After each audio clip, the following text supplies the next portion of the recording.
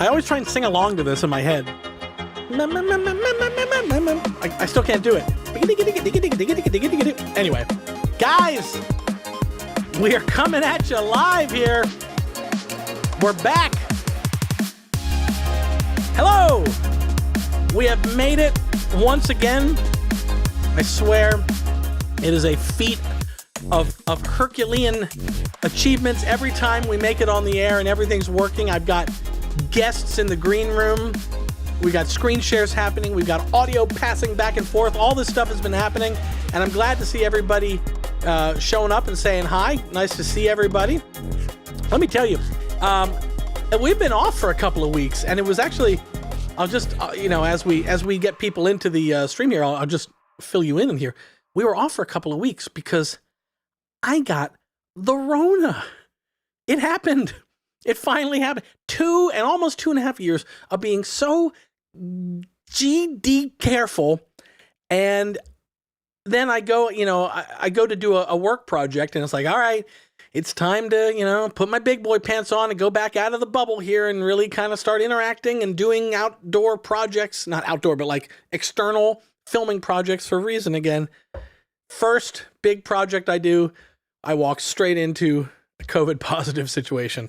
So that was not a lot of fun. And I almost would have been doing the live streams. Would have been up for doing the live streams while I had it and while I was recovering. But the weirdest part was that I had flown out to do this filming project, actually for a video that's going to drop tomorrow.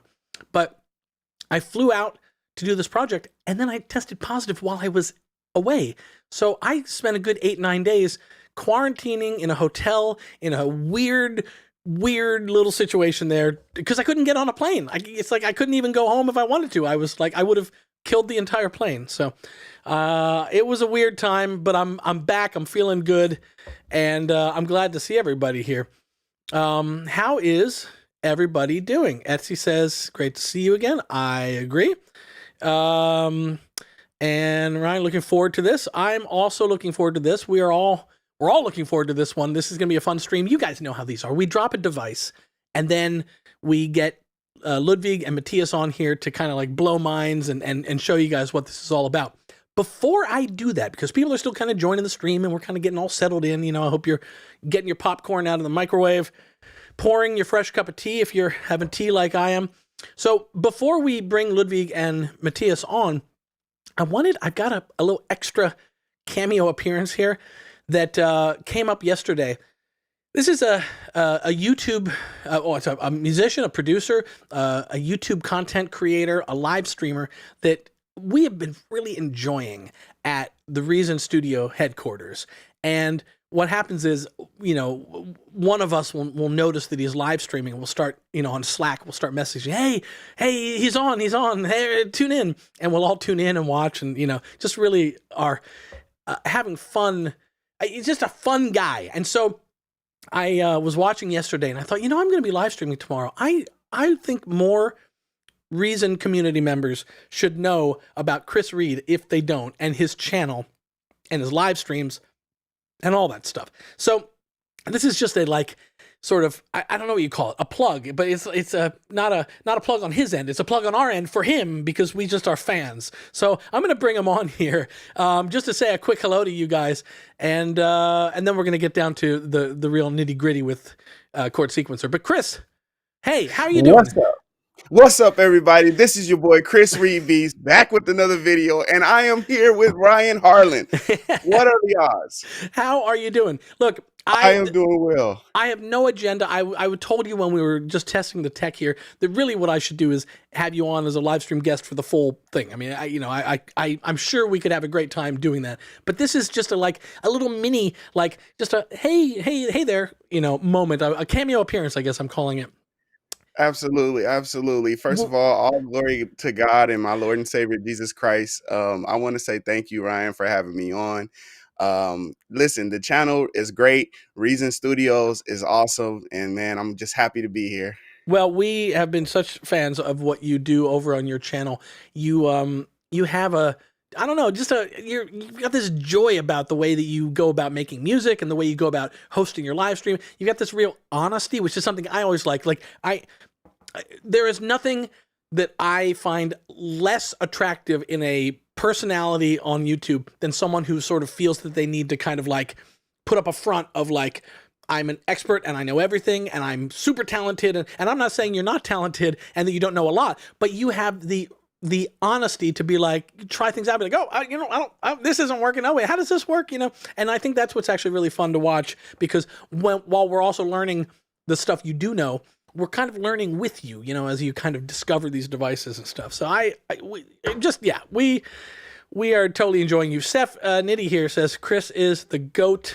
I think that's, I think we agree. Seth Ferguson, not seen your channel yet, so we'll give it a watch. Good. Well, that's my point. That's why I wanted to have you on. So really, I'm going to get to Mattias and Ludvig here in like a minute, but I just wanted to tell everyone, Chris, go to his channel, hit him up. His handles are all down there.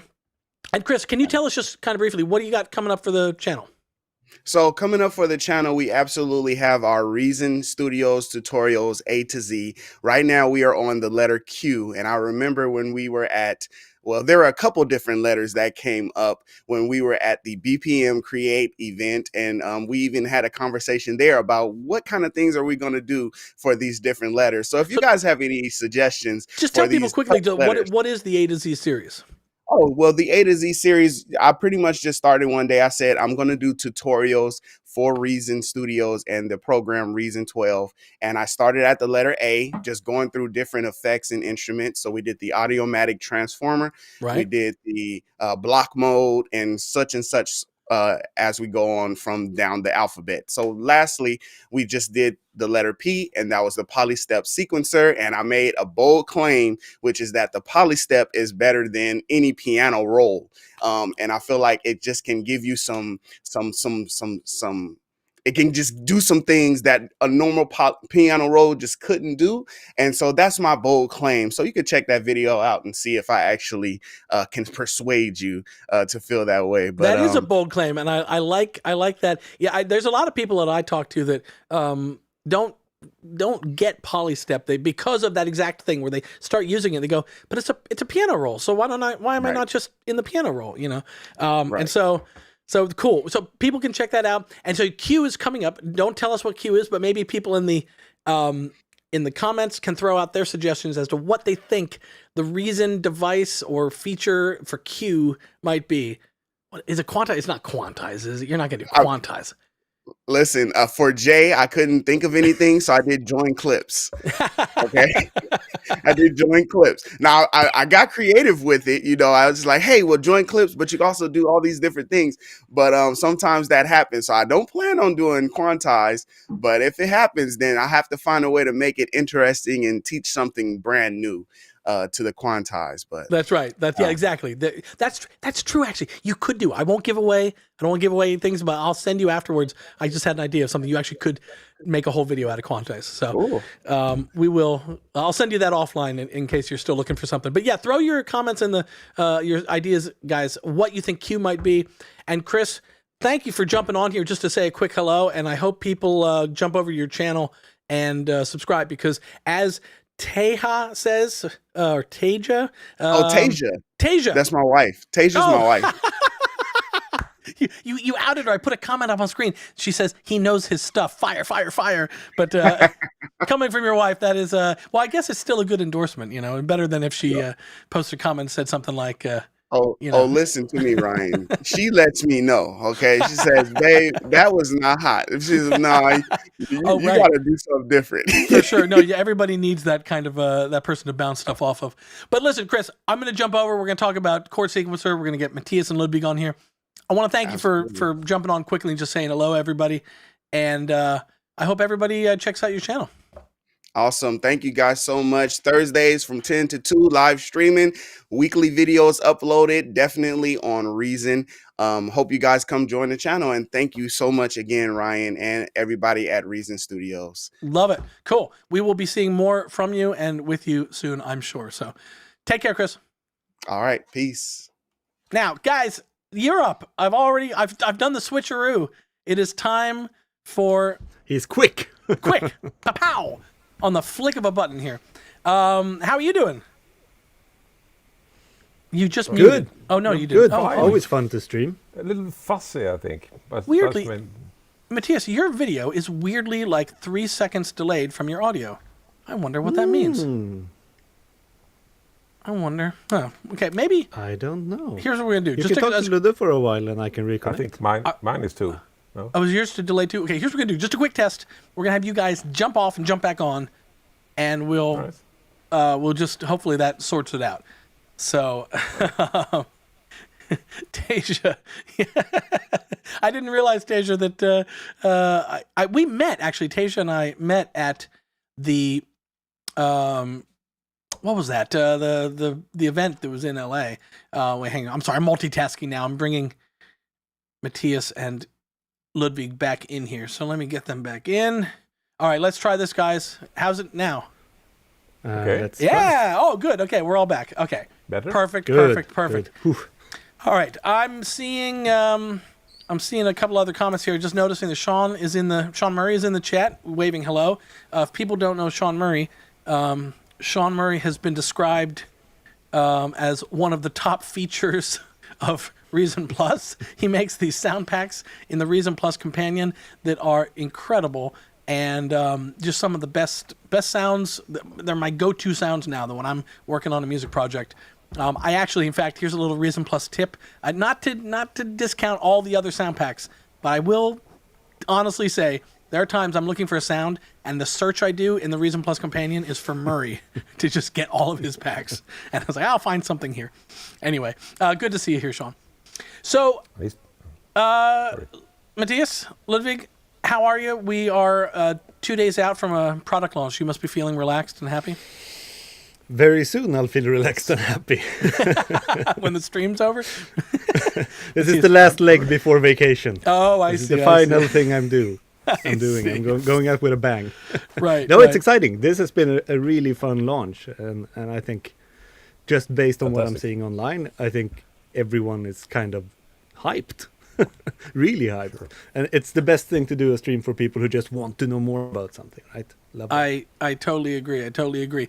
Well, listen, we're gonna do our agenda a little bit differently. Like, my instincts are, because I'm just curious and I like this stuff, is I like to kind of like pick your guys' brains about like, oh, how did you come up with the device, and what was the thinking here, and why this device and not another device? But we're gonna scrap all that. We're gonna go straight into looking at the device, because I think something that some people have really wanted is really a pretty straight up walkthrough of Chord Sequencer, what it's about, and then we're gonna, as we move into not just what does this button do and what does this feature do, we'll talk a little bit about sort of throughout the process, we'll talk about the design conceptual stuff, but it'll be a little more interwoven, if that's okay with you guys. Is that a fair enough agenda? Yeah, then, absolutely. I'll tap in Ludde as soon as I explain something, because if you don't know, he's really the mastermind of this design. So while I might be able to show parts of it, I don't know as much as this guy. I like that. Do you have cats? You should have a cat you can stroke. I don't know where it is, but somewhere. That's the official mastermind. Finger pose. That's right. Yeah. Well, no, it is, and I think mastermind really does apply in this one, because it is a really clever device. But we won't see. I almost started talking about the conceptual stuff again. Let's just get down to it. So, who's driving first? Is it Mattias or Ludvig? I'm currently sharing, so I can drive. Absolutely, Mattias. I'm going to jump over to our screen so you guys can look at it, and I'm going to just kind of shut up and maybe let you guys talk a little bit. I'll just kind of run ahead a bit. So one thing that's kind of nice with a new device is really walking it through to see what it's about, and it tends to be that you talk about something and then you kind of stop for questions or thoughts. So whenever I babble on about something and you go, tell me more, put it in the chat and Ryan will bring it up and we can talk about it. Yeah. So basically, this is the Chord Sequencer. It's our way of trying to give people kind of new ways to play chords. We both found and others found that you easily play the same thing. If you've ever seen a demo with me, you know that every single chord I play is in the key of C minor, which can be quite a problem. But the basic idea is you load it up, and now I'm just going to use an ID8 here, electric piano, and you get all these pads. It's called a chord set. You can see the name of the chord set up here. You see classic, pop and rock is the category, major, essentials. and you can just click to hear the different chords. Now, I know I said I was going to shut up. I can't. I have to ask. No, you can't. What I'm seeing here, and I'm going to ask the question on behalf of people watching that might be thinking the same thing. This chord set you've got loaded, the sounds that we're hearing, what I'm hearing is the same thing that Scales and Chords does. And so why not Scales and Chords, I guess would be my... Yeah, I think that's that's an important background thing, and I think Ludvig's the best to answer that. Sure. I mean, Scales and Chords is a thing that I'm a designer at Reason Studio, so and I'm kind of equally proud of Scales and Chords, and kind of, I don't know, it pains me a little bit, because the thing is, it's very popular and it's quite useful and helpful. In Scales and Chords, you just play a key and then it turns into a chord based on a scale that you set, and that's the problem in a way, because it limits you a little bit, because you can't easily go out of that scale, and that's all well and good if you play, like, let's say, certain types of pop music or certain types of EDM or something, where you stay strictly in a certain scale or a certain set of notes. But as soon as you want to do something a little bit more adventurous and go outside that, just like change a major chord to a minor chord or something, then you can't really do that easily with Scales and Chords, and that kind of limits the music you can make with it, in my view.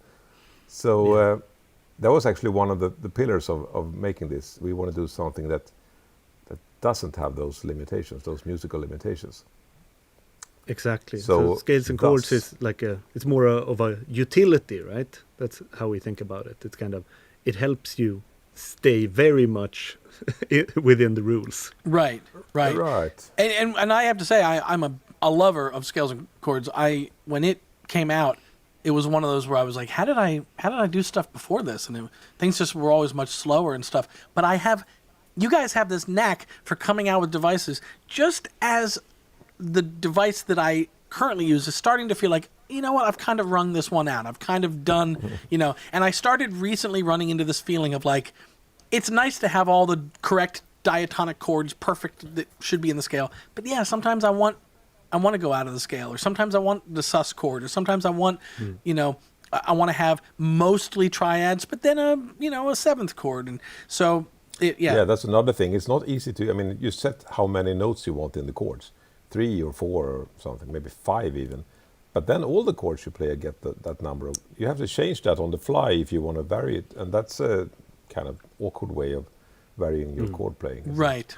All right. So now I'm sorry, Mattias. I promised I wasn't going to get into design thinking. That okay. came up right away, and I just wanted to bring it up. Yep. I'm going to shut up again. So to answer your question, Ryan, to answer what you said earlier, you're not really hearing the same thing as you hear from Scales and Chords right off the bat. Yeah. Even though you can load a chord set that is basically diatonic, that means it's basically in the same scale, it might still not be the same as Scales and Chords, because the chords are kind of voiced differently. They are positioned differently, and they're varying numbers of notes and so on. I think we'll cover a lot of this when we talk about the chord sets, because that's where you'll see the difference. So I'm going to kind of skip out on this major essentials. This is kind of a very clean basic starting point. That is the basic patch.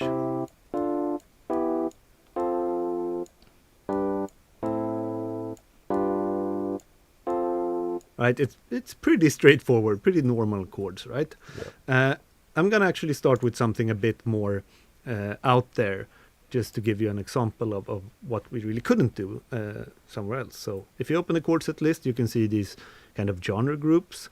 And this was actually a fun challenge, because once you get down to it, you'll find that a lot of music, especially when you get into like subgenres or electronic or pop, they really use the same chords. And what really matters is how they're played, which tempo and which instrument. So some of like the jazz and fusion thing could be in a subcategory called, drum and bass, or experimental electronica, because you'd use the same chords. So look at the genres more as kind of guidelines and what we thought. So here's one that I really like, Big Apple Jazz, and this really shows you the difference here between a Scales and Chords approach and this approach. So I'm just gonna click through a few.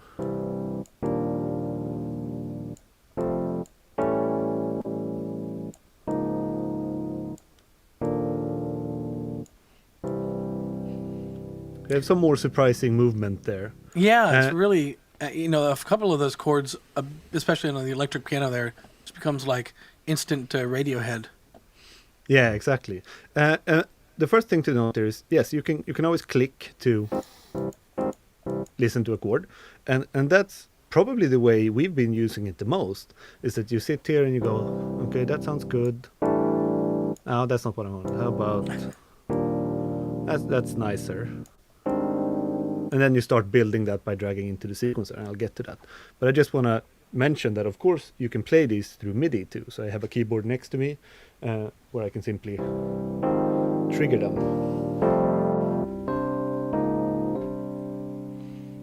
And that's a really good way to kind of... Yeah, exactly. They're laid out from C1, right? If I remember correctly. Yeah, or C3 or C1 and upwards. 5. Yeah. And works really well with a set of pads too, in case you happen to have those.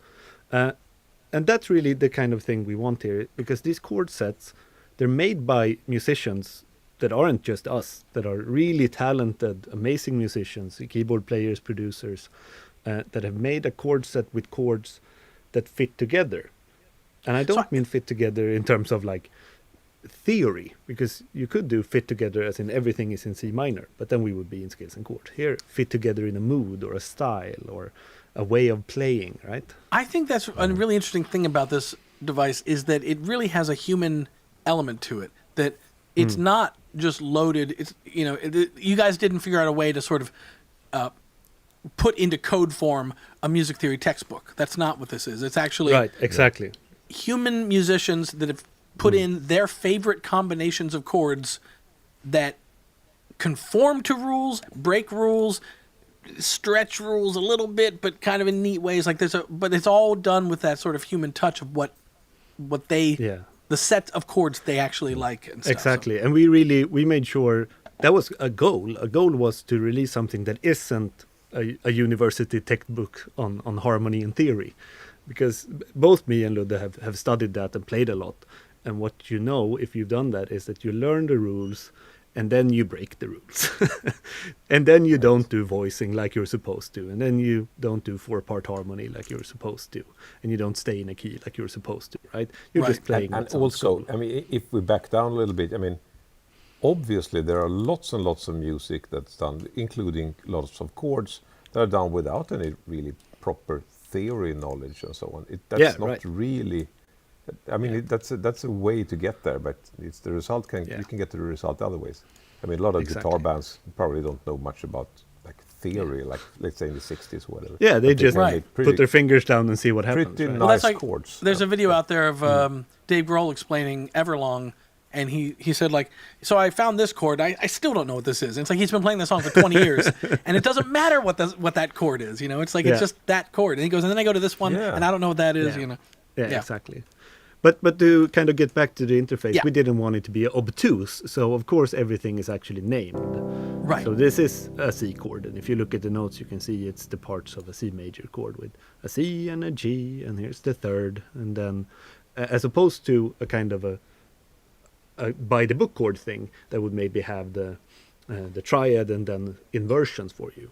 Here someone has chosen that. Actually, I want the root and the fifth at the bottom here. And then I want to play the third and the fifth and the root again, because that's a nice way to play this chord. Right? And you can see it's called C. And then we go to A flat major 7 add 6. So these all say what the chords are still, right? So this is not hidden information. And this is the same if you record your own chord. We try to analyze what it is. Which we'll talk about. So just to mention, some people are asking some questions about using the built-in sequencer and can you put in your own chords? And I'm starring those. I'm going to come back to those later, but because we're going to cover that. I'm moving on there. So don't think we're ignoring you guys. We'll be talking about those. But really, here's a chord set. So let's actually start making a sequence with it, right? I could, of course, just record this into the sequencer. So it's as simple as just hitting, maybe not at 140 BPM. Just as simple as hitting record and playing the MIDI notes, if you figured out. The same as you would do with scales and chords, for example. Exactly. Right. So...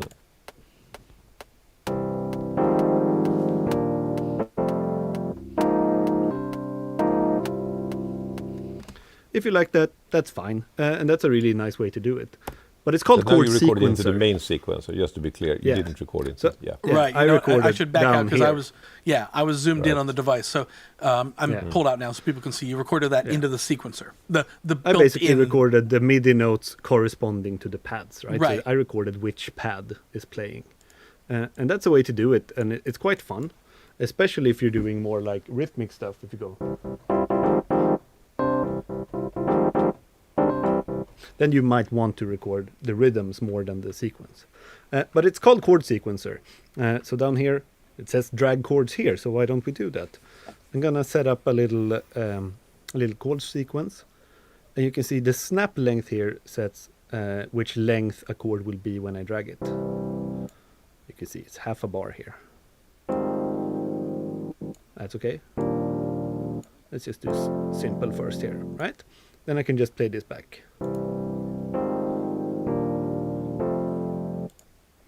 And you can resize all of these, of course. Just maybe make this a bit more rushing.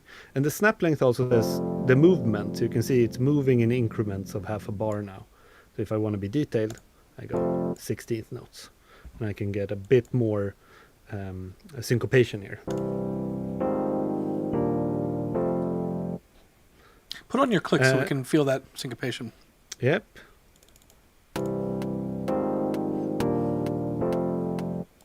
Maybe Right. I actually want to do an 8th note Eighth note, syncopation. right. I think so, yes. And you can keep on doing this until you find something nice. So let's maybe do a little shorter movement here. And as I'm doing this, you can see whenever I click a chord, all of these change the highlights, how green it is. And I'm just doing it randomly. And this is a really important thing, actually. All of these things, these colors mean, it's basically a suitability. So if you're on this one,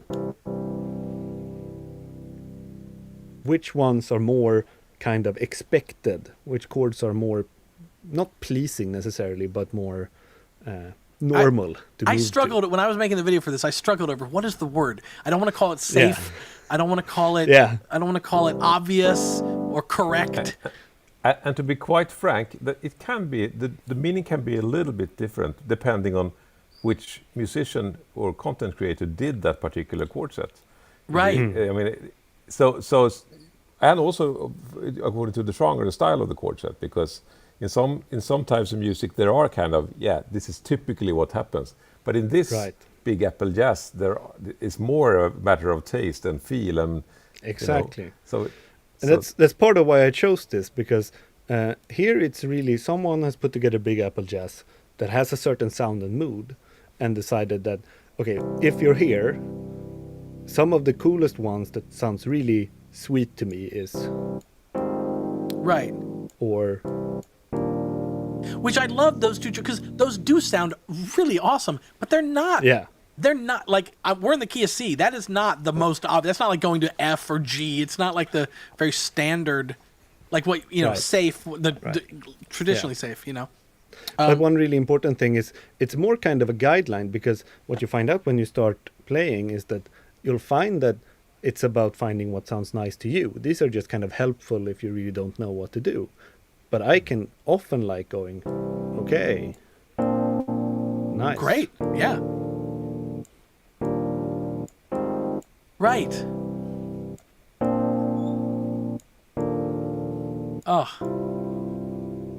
Right, you find these kind of patterns. I gotta play more of this chord set. I haven't delved into that. It's a good one chord of my set. absolute favorites. It's I think really the first good. one we got, that's our first chord set from Yeah, I time. think it was, and it really, really good. stuck. Yeah. But to go back But to there's an sequencing here. educational Yeah. element to this as well, which I think is kind of cool. And I always love when our devices help you, but also help you level up. And so one of the things I love about this is that you very quickly can catch on to things like, oh, I like the sound of major 9 chords. Maybe I didn't know that, Right. Or I'm really drawn to sus chords. And you'll start noticing the more you use it that you have personal tastes, and you may Yeah, not even yeah. know on the theoretical side what those are until you find yourself clicking on those 6/9 chords all the time. Yeah, and we get into that because both me and Ludvig has made chord sets, so you'll find our personal taste. But there's a way to put in yours too. But let me just finish the sequence real quick. I'm gonna resize this. Here's an important feature to know. Notice that when I click in the sequencer to move, I hear it. You can turn this off with this little speaker icon here. Oh, let me move you guys. That's Sorry, annoying. that speaker, it's off on the far left side here. here. Exactly. So When if you it's don't on, want to hear the you audition. Yeah, because it could be like you're playing it back in a loop while you're recording or something, and you want to move it around for effect, but you don't want that to accidentally trigger a chord, right? right. But let's see what we're working with so far.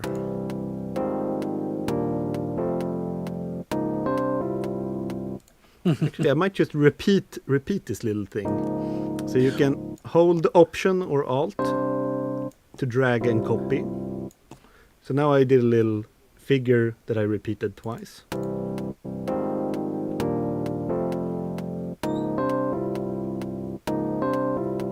It's a weird chord that you're landing on. Yeah, it's really weird, and that's I set this up on purpose.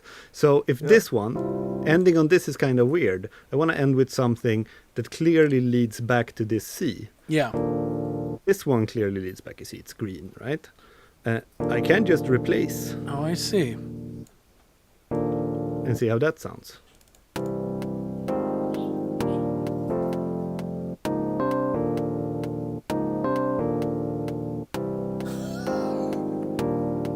There's It's still a little bit weird, That's okay. but kind of sweet. There's so that's just how you can work with the sequencer. a comment from Francois that I'm going to bring up on screen, and something I saw a couple other people make these comments when this first launched. He said, "I will try the unsafe chord more," and I think that's great. I like that there are people who see the darker colors not as a warning sign, but as like a, I don't know, a reverse mosquito drawn to a light. It's the opposite. They're drawn to the dark, like the dark color. Oh, that's the one they say I shouldn't use. Well, damn you to hell, I'm using it, and I'm going to see what happens, So yeah. So that's kind of, it's the basic of navigating and sequencing, and so far it's pretty straightforward. I'm going to go into a little bit more of the editing and the performance side of it now that I have something that's at least somewhat interesting. So if I have this chord sequence and there's something where the chord is kind of right, but I want to change something, right? This one is a little bit, I don't know, I don't like that really high note. Mm-hmm. Any of these pads, you can click edit and you can just remove. do that a little slower for people. So you selected the chord. Yep, let's go back to how it was. So here's the chord. So you selected the chord. And I want to change something about it. So I click the edit button right here. And you can see it lights up in red. And here you can edit which notes are in the chord and what's the chord root note. So I'm going to remove this top note just by clicking on it on the keyboard. And now play back and see if I like it more.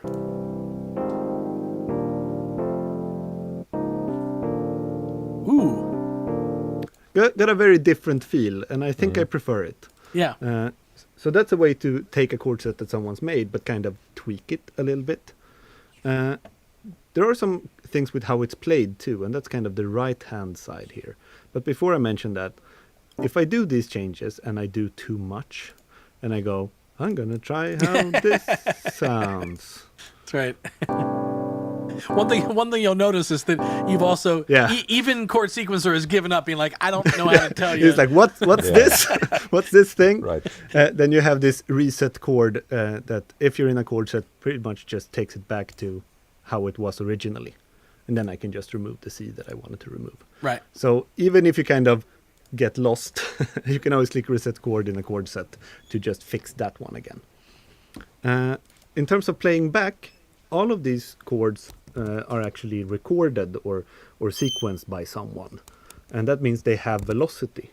So different notes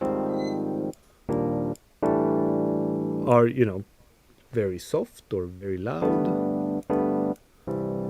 But just the difference between this chord, these soft ones, and this quiet, you can hear the electric piano biting more. This is the original velocity up here. You can choose fixed, Fixed means every note will just have the same velocity value, and you can hear the difference quite clearly.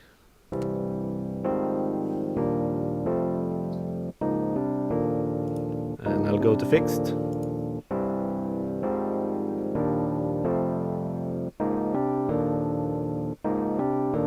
can hear some of those higher notes on these chords kind of pop out much more because they're played much more loudly. Right. So the chord that is in the set, the velocity of the notes in the set are as they were played by the creator of the set. Is that true? Yeah. Yep. Yeah. Exactly. That's another one of those, like, it's thing, human. There's a humanity to it. exactly. And the important thing is perhaps not the difference between chords as much as the difference between the notes in chords, because that's kind of big difference in flavors in the same chord depending on how hard you I play. think this last chord is a great example of this. If I just click it here, because it's really the bottom notes are kind of ringing out, but if I go to fixed, that top note is kind of popping out more. Right. So that's a really good setting to know about. You can scale this velocity up and down depending on your instrument. Now it's very soft. Right. Kind of cool. I don't know if I have ever turned a No, Rhodes it's down very that hard. much. Yeah, you probably wouldn't. Yeah, but it's kind of and this good. If you little button turn it just- down and boost it up, it's kind of neat. Yeah. I actually quite. Let's do that just to hear it. I really like this sound, where it's like.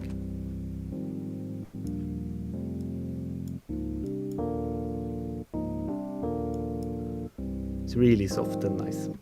And then you have MIDI to velocity, which basically means if you're playing these pads with your key, this will scale the velocity up and down. You can turn that off if you want. If you don't want, when you play harder, it gets much louder. Then there's a humanize section to really alter this more. By turning these up, you basically change the velocity with every time they play and change the timing with every time they play, so it sounds a bit less stiff, perhaps. I'll make this sequence just the first 2 bars. I'll take down the bars here to 2. It's easier to hear on loop. And then I'll pull up velocity and timing.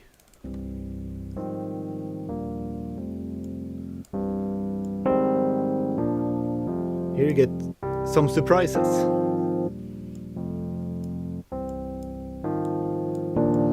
And if I take up timing,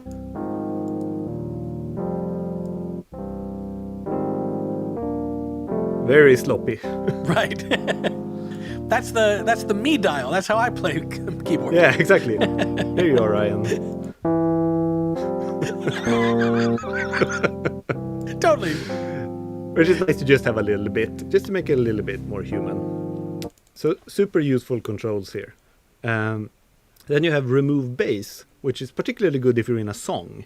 So if you're in a song, you tend to find your chords you like, and then you want a bass to actually play the root note. And then you might realize, actually, this electric piano has a lot of bass notes that actually take up a lot of space.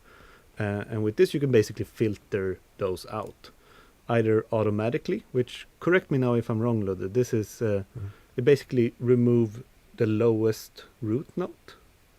No, I'm correcting you. It will remove the lowest note if it's sufficiently low below the rest of the chord. I don't think it will work on this chord we're looking at right now, because there's a fifth. The thing is, it will kind of try to detect that here's a chord here and there's a bass note there. Okay, I remove the bass note. Right. But it does that by counting, checking. Is it more than, I think, at least 7 semitones away from the chord, from the next note up? Then it will remove it. Yeah. So it's a stupid. So auto is the kind function. of, exactly, stupid intelligent, but in a nice way, it will often do what you want. But you can also simply choose below a certain note. If I take this extremely high, you'll get surprised at how little you hear. Right.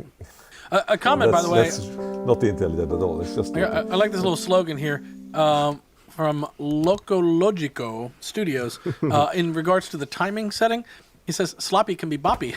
I like that. Sloppy can be boppy. It can be boppy. You're hired. Your copy skills are hired. But I think the remove bass below here is actually, don't forget to try that, because like here I have quite thick chords and they're in quite a low octave. but maybe I don't want all these colors. Right. So if I take something really high, like this G flat 2, I'm getting like another chord sequence, where the first two are almost the same, right? Because you're losing the bass notes. Out of curiosity, what is the order? If you were to shift the octave with that removed bass, does it shift that restricted set, or does it now allow in more Let's notes? find out. So here's in the octave that it's set. So this is the octave control. It basically transposes up and down. Theoretically, if I should move up this, yep. So it basically also transposes this. Yeah, right. It transposes good. the result. That's right? great. So Yeah, I think you found Which a is- bug actually. What? is it supposed to be the other way around? You think it should be the other way? No, it's just supposed to work that way. I think it's supposed to actually change what it says on the. Yeah, it changed the number. As Right, well. probably. But I Bug don't- fix coming I think up. I just forgot about Bug that. fix coming up, but the behavior is correct. But it That's works, what I would. Yes, it Yeah, works yeah. exactly like you. Yeah. intended. Exactly. The behavior is correct. just forgot about that. No, that's how it works. But here we have my little chord thing. Another thing you can do is you can add the root note on top or bottom if you want to kind of strengthen that, which I could do on top here because I'm cutting the bottom. See, that really shifts how they sound. Weird, yeah. That's when you realize how much the root note is not the main Yeah, exactly. heart of that chord. And it's you know. also, this is really clever because if you remove bass quite high like I did here, you can still add the root back. So now I have, Right. right, almost no root. There's a lot of things missing, but I can add it back.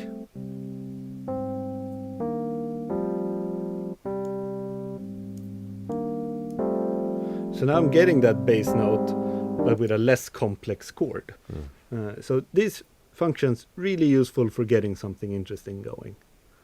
And that's pretty much the main Interesting to controls here. mention, if I may, that you know the add root, the root note of a chord in a C major chord. C is obviously the root, but and so on. But it's interesting to know that some of the chords you get from the chord sets here might not even have their root notes represented as a note. That's totally okay. You can play piano that way. You can play a chord and you just leave the root note out because the bass will play that anyway. So Exactly. that's another good reason to have the add root functions. You can actually bring it back. Yeah. It might not really exist from the start. Yeah, exactly. There was another question about the chords. There was, and I've seen this before. What about inversions? Yes, I was so going to ask that. Yeah. That's a little bit of explaining, perhaps. But inversions in general means that you have, you have a chord. I'm going to ruin this chord just so I can show.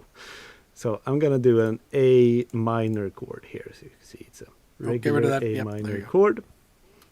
Just A, C, and E. In kind of any traditional sense, this is how A minor looks. An inversion is if you play the same notes, but you're starting from somewhere else. So I move this A up here.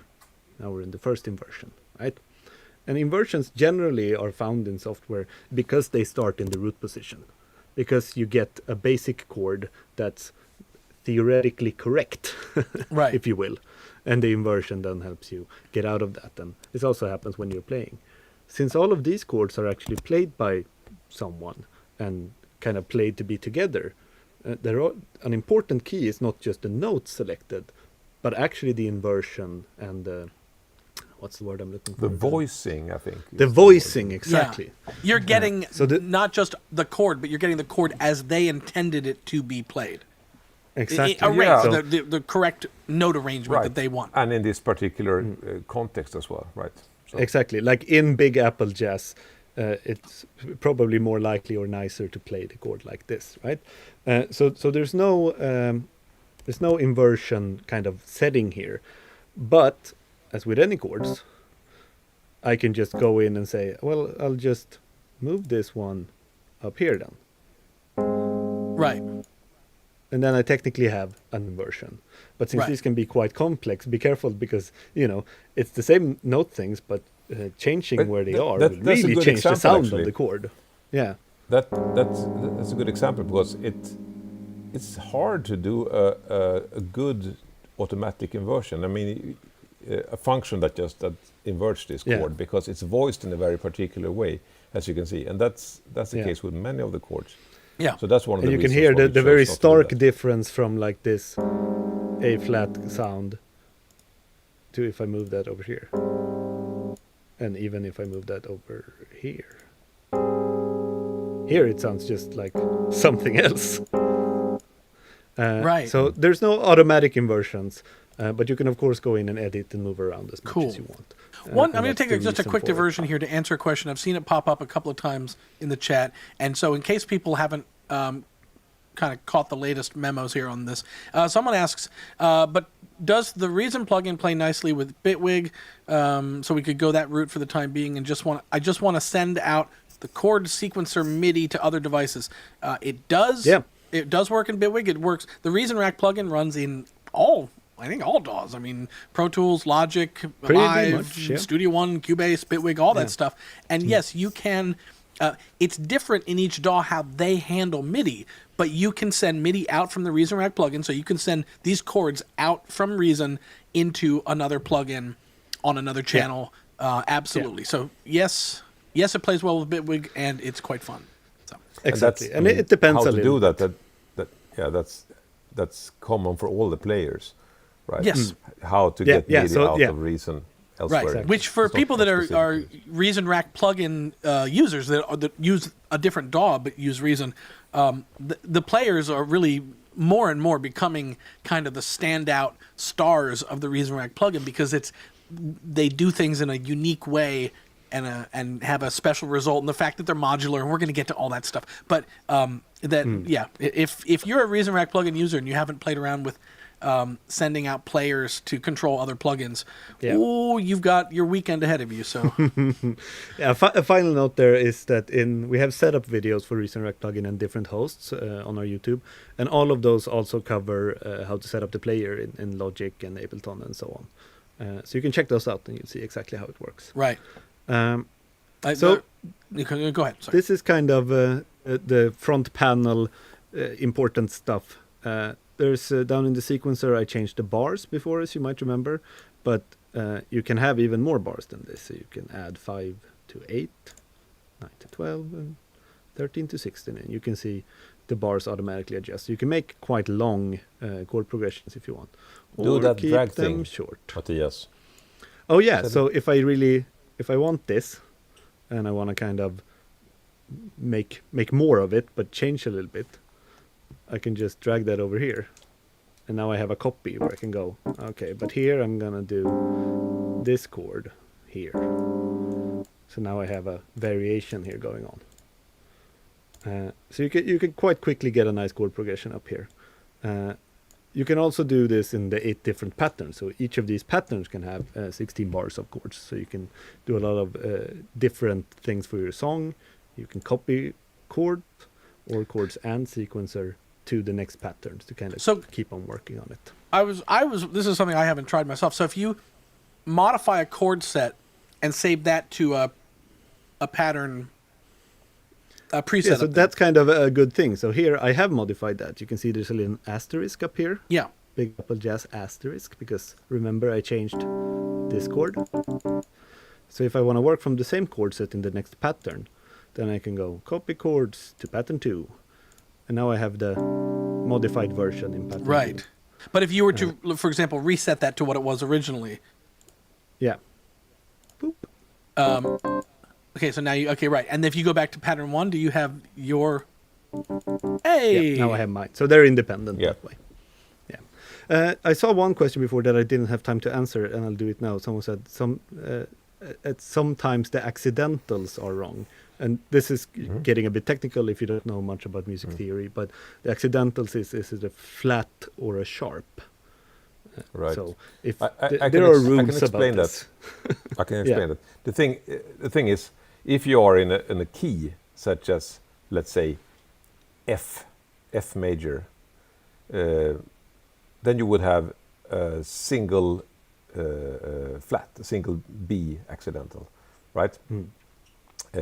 But if you were in, let's say, D major instead, then you would have 2 sharp accidentals, because that's how those keys work. So why don't we adapt automatically when you change your, the thing that says C up there to the left, the big, that's the, we'll call it the chord set root, the root note for the chord set. You can drag that up and down to change the transpose it up and down. But why doesn't it change? I mean, I clearly selected a D, let's say, select a D, for example. Yep. Yeah. The thing is, we don't really use scales here. A chord set does not necessarily stick to a certain key or scale. It has some kind of home chord or home tonic or home root note, D in this case. But that's which you'll often find down here. Right. So, and that's why we said, okay, let's just make it easy to switch. If you like, you can just click that flats and sharps button to switch to whatever you want. So notice here now that this B flat major 7 becomes an A sharp major 7, which is technically the exact same thing in terms of what you're hearing, but theoretically different. It's a good, so for good, those good who really example want it here, to be because I right. mean, if we were in the key of D, there wouldn't be any B flat major 7 or A sharp major 7, because that's not part of the D major that's not scale. part of the key of D, exactly. Right. Yeah, exactly. So that's why it doesn't work automatically, and everything sounds the same, but you can choose if you prefer to watch a certain chord. Just for your own peace of mind. Now, I don't know, Mattias, I don't know where you guys are planning on going next, but maybe a setup for your next step comes from a question from Francois, who asks, can you create your own chord set? That's and an excellent save it, question, he and asks. one I wanted to do. So yeah, you saw me editing things, and that's all well and good, but let me reset this device real quick so I don't have anything in the sequencer. There is a chord set up here called empty, which you can fill up yourself. And this really is quite straightforward. You simply hit edit mode, and now whatever you play on your MIDI keyboard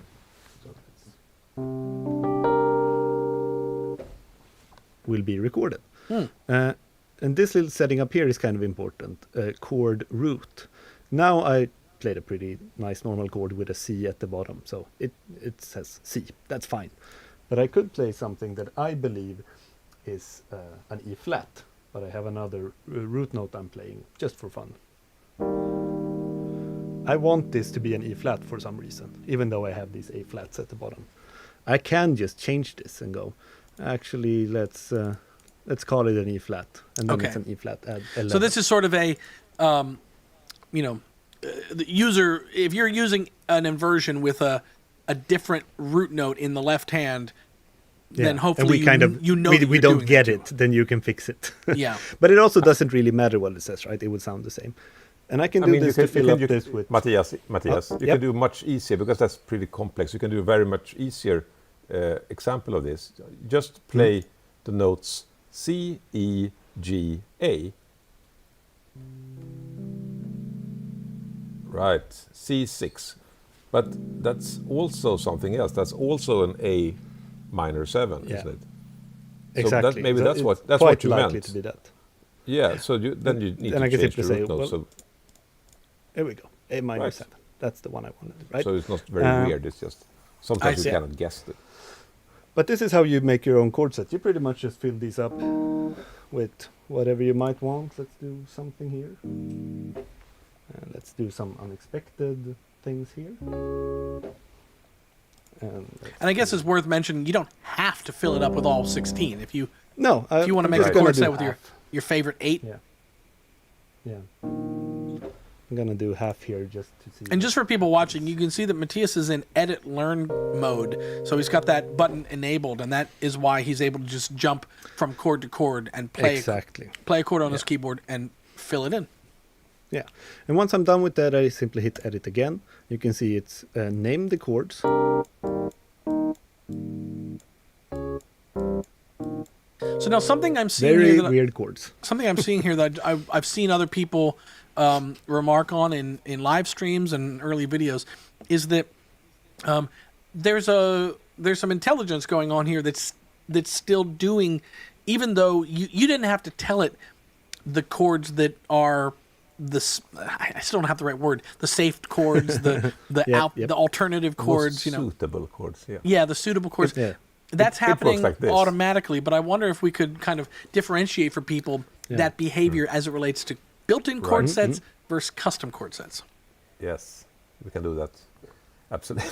So if you load the chord set, then what you get is all the chords, but also all that metadata, all that information about if I am on this particular chord, how suitable are the other 15 chords. It's a spreadsheet within each chord set hidden that you don't want to see, but it's there. So that was actually the most painstaking, the most painful part of creating chord sets, I would say. Yeah. Anyway, but obviously when you do that yourself, when you're entering your chords yourself, we cannot know what you meant, what your taste is, and what song you're in, or whatever.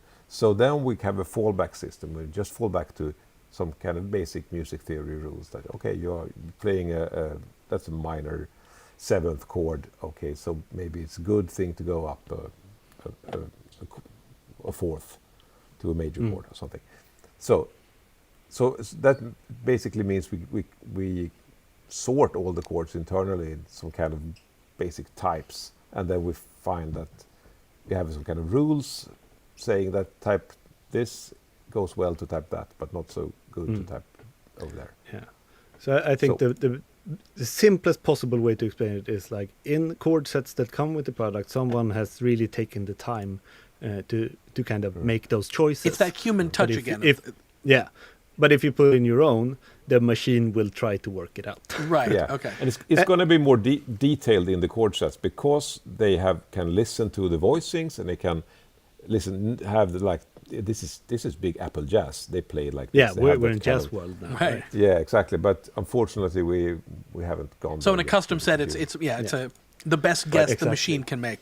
A question Michael asks. So here, for example, my first chord, it doesn't really think anything works with that. Right. Which no is one likes that. But I don't mind because I did. Right. And I'm fine with that. Right. A question I just want to throw up on the screen again. A question from Michael says, why does the chord set still say empty? Yeah. Yeah, that's a bit of a design miss, perhaps. It's called empty to make it. It's called an oversight, but it's called empty because it's supposed to be very clear to know that this is your starting point for an empty set. It's not automatically. But really, we should fix that and just whenever it says empty with a little star, it's just a custom or something.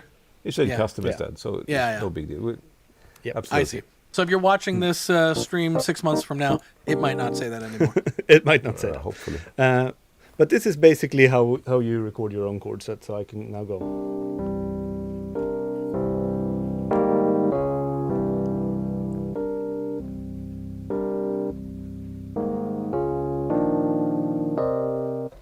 Really weird, but it's very fun to just kind of record whatever and see what happens.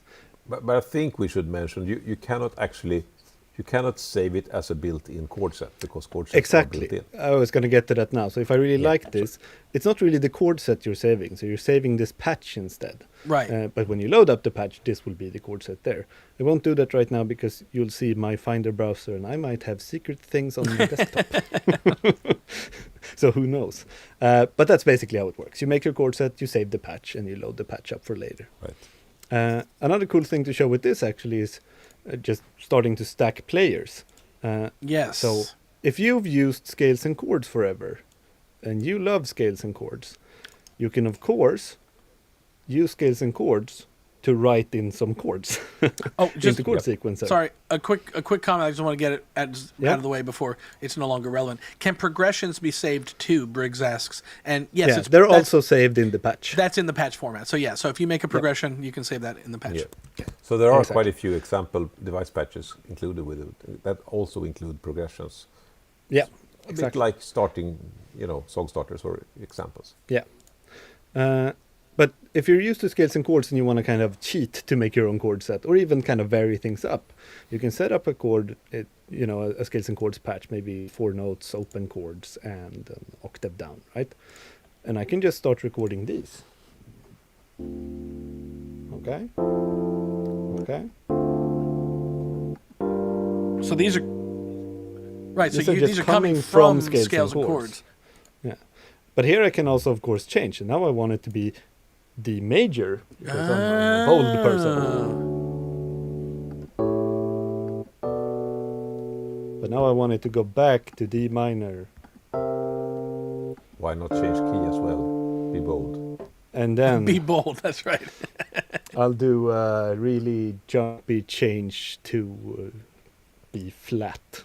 Yes. Why not? And then I'll add some more notes and colors here. Woo! So now I have this really weird chord set, but it might lead you to some fun ideas by just... Oh, I'm gonna turn off scales and chords, of course. Yeah.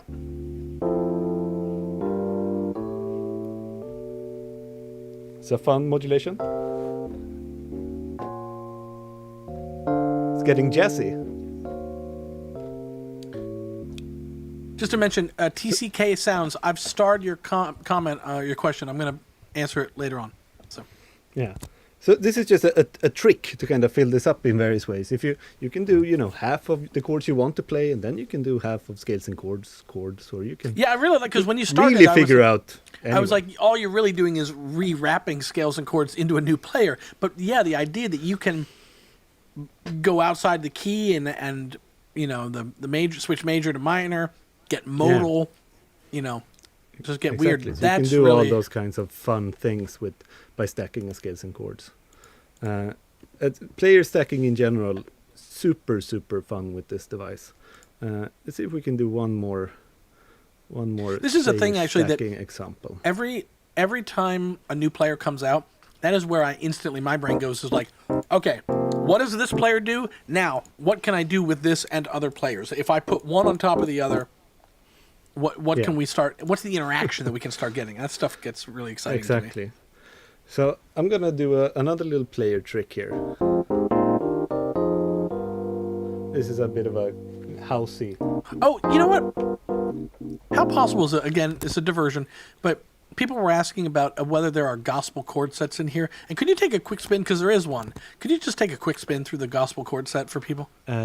Yes. Solo or B. Yeah. There you go.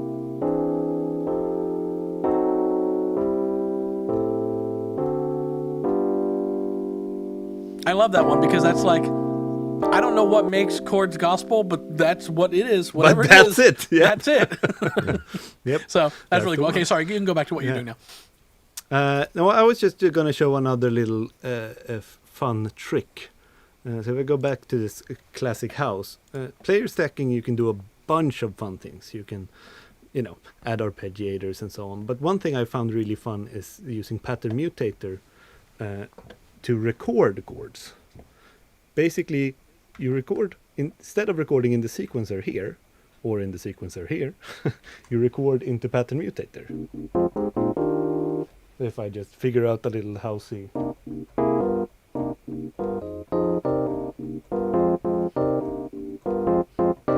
That can work. If I just arm this for record, and you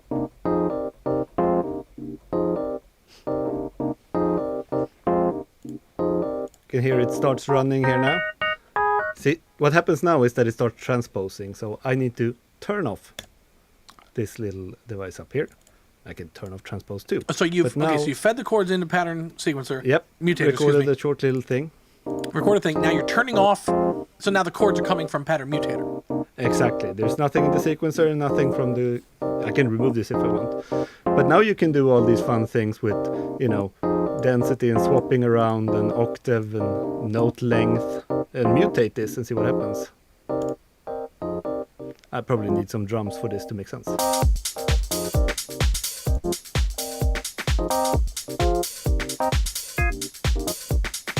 Really, anything could happen.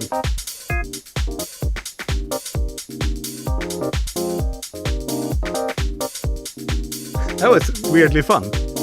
I'm gonna change this patch to something else real quick. Maybe a little... Thank you. There's an hour of electric piano. Time for a change. Yep.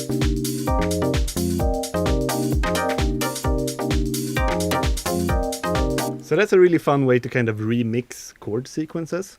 You can really get these weird jumps and skips and kind of, I wouldn't play that. And this really applies to a bunch of the players. You can add anything after it to kind of see what's going to happen. So I really encourage you to take any player and try it before or after. And there's one thing on the panel we haven't really talked about, and that's the external trig mode. Ludvig, do you want to show that? Do you have that set up? Sure. We haven't really looked at the back back panel. set up, but I think we can make it happen. But you're a very talented individual. So we're going to do a screen I'm change gonna do a little real screen quick, Ryan. switcheroo. Cool. I'm going to take Yeah. a quick, while you do that and get set up, I'm going to do just a quick look through. I've been favored in comments to come back to. Let's see. I see a here. comment that always comes up when I do a demo. Is this a Chord Sequencer live stream or a pattern mutator stream? Every stream I'm in is a pattern mutator That's right. You're a big stream. fan of pattern You mutators. can't escape. Right. Something I flagged some comments because you can't mention chords and sequences and these chord clevernesses without talking about Scalar 2. And so one person made a comment and said, Scalar 2 is better. Okay, well, okay, that's your opinion. Someone else then said Scalar is cool, but it can be a slog to use sometimes. And I sort of, I'll just throw it out to you guys since it is in the discussion. What was your thinking as to like, so obviously Scalar 2 exists, so why Chord Sequencer in a world where Scalar 2 does exist? What did you think you could bring to the process that it either improved? Yeah. You know. I mean, when we went into this with the knowledge that there are not only Scalar 2, there are lots of Yes, various tons chord, of chord players. yeah, chord plugins and doing stuff differently. We just wanted to. We like keeping things not simple but clean and clear. Approachable. Yeah. For example, we don't present. There's not like a huge list of 700 chords to choose from. You get 16 at a time, at each time when you load the chord set. Because I mean, it's easier. We also, one of our things, we didn't really want to go too deep into the theoretic side of it, and we didn't want to require knowledge of. I mean, I'm not an expert of Scalar 2 at all. We haven't really, to be quite fair, we haven't studied them closely. We didn't. It's better to kind of do our thing and not to kind of imitate or work around. But the stuff you guys are touching on is stuff that I have heard from people is that it's one of those, and there are plugins out there that it does everything, but everything's not always the right thing. I think we really had when we talk about us making a device, Ludvig is the product design, and my job is very much to kind of decide the overall direction and what's needed and what's interesting and what's not out there and what's on the market and so on. Right. And we had an idea from the start that we wanted to really stay away from here is a university course in harmony and music theory. Right. We've been to those. They're quite exhaustive, and they're also exhaustive in a way that isn't really musically useful. We want to make something that gives you an idea quicker, that kind of gets you started. And of course, since there are so many products that do cover, like, here's every single way you can modulate from this chord to this other chord. Right. Then why would we do another one, right? I think it's really important that we find a niche for any device. It was the same with the vocoder and the same with the bassline generator. We're trying to find interesting ways to make things that make people do more music. Right. And we do that in ways to make it kind of approachable and intuitive and gives you results really quick. That's what we're really trying to go for. Yeah, and personally, one thing that kind of that always feels a little bit troublesome to me.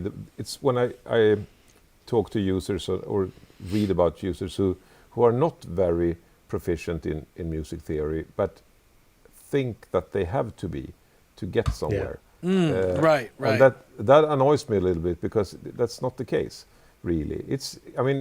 Of course, the more you play any instrument, the more you kind of instinctively learn about theory in a way. You know which chords go well and what notes go well after. But you might not even have the names for that. That's totally okay. I don't know if you guys saw that huge Beatles Get Back thing, that Yeah. The documentary, you mean? Yeah, right. Yeah. A while ago, and there was a scene there where I think it was George Harrison standing with Billy Preston, who was obviously a very talented keyboard player, and he was like, "What is that?" And he was playing something. It was nothing weird. It was like adding a 9 or 7 or something. Is that a 7 chord? And they couldn't really express it. They had no clue about what the names of the chords were, Right. apart from the really, really basic stuff. But they could play it, and it was so. That's how it works. That's kind of that's always been a little bit of a guideline for us. We don't Right. want to. We not only don't we not want to force users to learn to know stuff, to be able to use our stuff. We also don't want to give the impression that you actually have to, Right. learn stuff. You don't really need to read the chord names to use this. Yeah. if you It's don't want right. to. You could theoretically you could those could not be there, and you could just go by ear and what feels You good. could work with the Yeah. you could Sure, work with the sure. keyboard and not look at the screen if you like. That's okay. Sure. But Yeah, I think Now, it's important to not try to be too preachy about what's supposed to happen. Because Right. music isn't about rules Right. that say. I mean, this is a good total. music, right? It's a third rail thing, because then there's Yeah, people that are going to yeah. go, no, but you have to, and to each their own if that works for you. yeah, it's like but our thing that's is the like, point. Like, what- and yeah, I would just that's really key, though. I think there's value in learning these things if you want, and if you want to make certain types of music. If you want to write 4-part harmony, then you're gonna need some extensive knowledge of that. But luckily, there are tons of ways to get that. Right. And there are these chord library plugins that really. but shows really you at the heart every of it, possible it's thing. whatever makes the most music easiest for you is what we're into and stuff. pretty That makes much. sense. Not to start a East Coast West Coast feud here with Scalar 2, but Joe Gaskin says I bought Scalar 2 because this didn't exist. Now Scalar 2 doesn't exist to me. So Fighting words. throwing down. But no, I mean they are different too. It's two different tools and used in two absolutely. different ways. But anyway. So, Okay, so you want to go back to external yes, trig let's mode jump and back CV to- and combinators? Right. Yeah, let's get weird. Yes. Yeah, okay. Let's get so weird. I'm gonna just let's get weird. Let's start by doing this. I'm just gonna bring up a keyboard here so you see what I'm doing. And just that didn't work, but that was because I turned off this one before. Now Oh, it's yeah, on. wait, let's just... Is that worth Yeah, it? that's a What's little that? feature I didn't mention actually. I'm going to zoom So way the in, point it's going to of look turning disgusting. this off. The point of turning this off is that you can actually play a sequence, and then you can play. I'm not playing on my keyboard. You can play some notes. Oh, on top you're of playing it. a melody on top of the chords that are... Yeah. Yeah, Wow, no. exactly. Would you believe basically that Ludwig is passes actually the most through. talented player amongst us? Just I not have with his no mouse. idea what I'm doing. Anyway, but let's go back to turning this MIDI on so I can trigger the chords from MIDI. Nice. Now, what happens if I play the chord? You see, it starts on C here, C3, or you can go down to C1. It's the same. But if I go down and play the key just below, which is, here's the C and this is the B, it sounds the same, which is weird. But what that does, the B0 key, it will just re-trigger the currently selected chord. And you can use that. So creatively. basically, Wait. if you just to explain that super clearly, Yeah. whatever Yes, chord is thank you. selected, either by Right. clicking in the display or in the sequencer, playing B0 will re-trigger that chord again. So it's just playing the rhythm of whatever selected. It's like chord. a Yeah, gate it doesn't trigger for select the currently anything. selected It's like a chord. gate trigger. Yeah, exactly. So now I'm playing that particular B note on my external keyboard because it's Yeah. going to go better. And then I'm just going to start playing this little wonky sequence here. And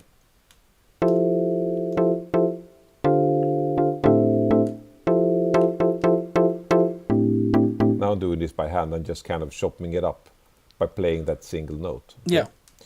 Right. Hard to see, Maybe but- it's good to put on a click. All right, sure. Because you can follow along in the chord sequencer down there. You can see that the chords are quite far spaced out. But Ludvig's adding the rhythm. All that rhythm's coming Yeah, from there we go. B0. Yeah, right. So you can't see Exactly. that. But let's make that a little bit more obvious by adding a player instead on top of it. I'm going to use the drum sequencer perhaps for this. Start with. It feels Why simple not? enough. I Yeah. already gonna like when we set start this using one to- players where the name does not match what we're about to do with it. That's good. Right. So now what I did here, I set the output note for the kick here. It just shows the kick. It can be any drum, but to B0 instead of the original C1. Right. So that means, and here comes the trick, because I don't want the chord changes from the sequence here to re-trigger the notes. I will turn on external trig mode, and then it says trig with gate or B0. We'll be coming to gate, but this is B0. What that means is that if I don't have this one, let's turn this on for now, and I just play the sequence here. Nothing will happen. Nothing. because Exactly. will But it's just still select the switching chords. chords. Yeah, Yeah, right. it's but it changing won't the play anything. selection, but it never plays them. Right. So why do you want that? Yes, you want that because then it will be possible to do stuff like this, and without getting any double triggers and any complicated stuff. I'm just going to start playback, and now we're playing back to both players here. Yeah. Okay, so I can make this a little bit.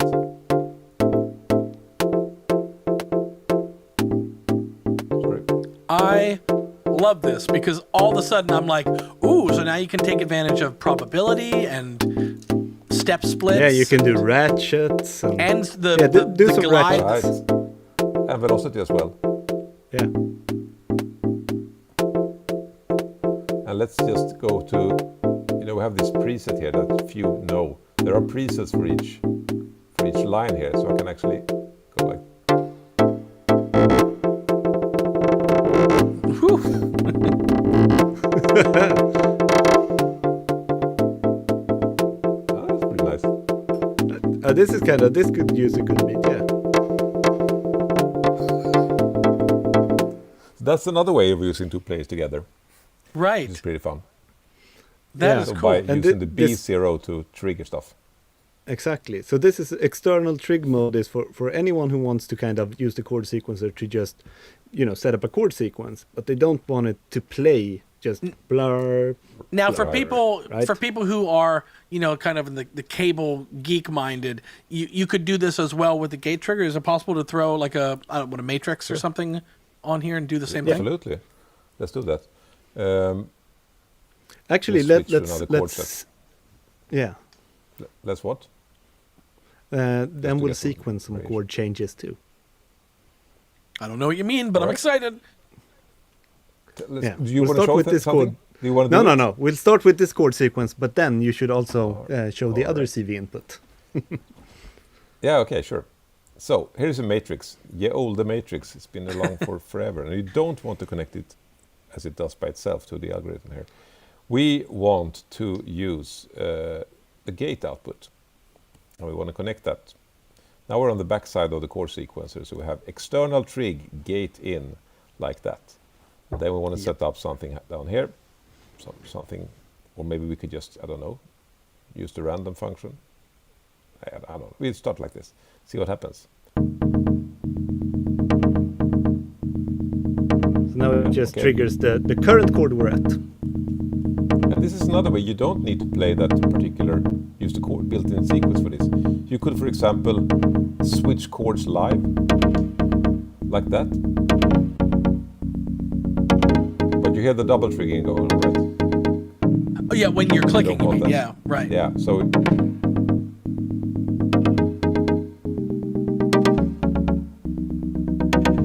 you can do this live. Pretty good, cool actually. Yeah. It's Right. a really fun performance thing actually. Set up a rhythm and then play your changes. And I have to say the 4x4 orientation of chord sequencer makes me really wish I had a because I don't think I do.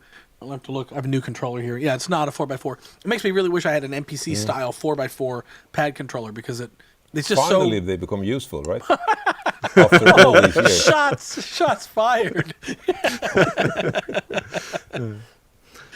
Okay, so let's look yeah. at another thing you can do.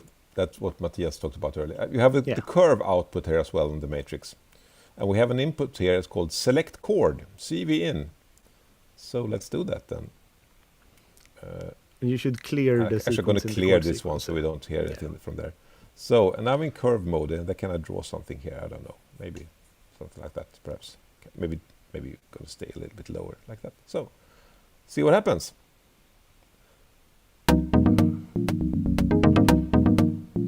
Pretty. It's going nuts. It's going nuts. We can.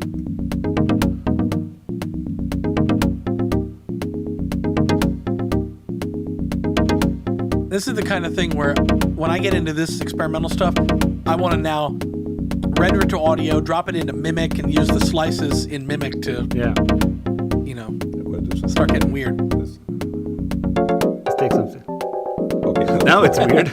Yeah. Also pretty weird. Okay, sorry. Try to randomize the matrix. A good workflow trick with matrix is always just right click and randomize, because you can get something you didn't think of. So try just doing that a few times and see. Before we do that, let's try alter actually, because alter, that's true. We'll keep the stuff you already have and rearrange it. So I'm gonna go back to something very useful. What did we use? We had the Neo Soul. This is really good. That's nice. Let's put on the beat here. So Yeah, put on the beat. Something, I don't know. Slow the tempo down, maybe. Let's go to like, let's get boom bappy or something. I don't know what that is. I'm old. You're asking a lot for this guy. Some sort of like old school hip hop beat. All right. Yeah. I don't know. Let's do something here. Okay, we're totally on the wrong one, right? The downbeat isn't where I wanted to be. Yeah. But you can always shift it. Yeah, exactly what I want to do. I want to shift pattern left, I think 4 steps perhaps. We'll soon find out. One more, yeah. 4. Here we go. Like Start this. at the 1. Yeah, there we go. Oh! See, I was hearing it the way it was originally playing, but this is nicer. Yeah. And then you can alter it again. Or you can just do randomize.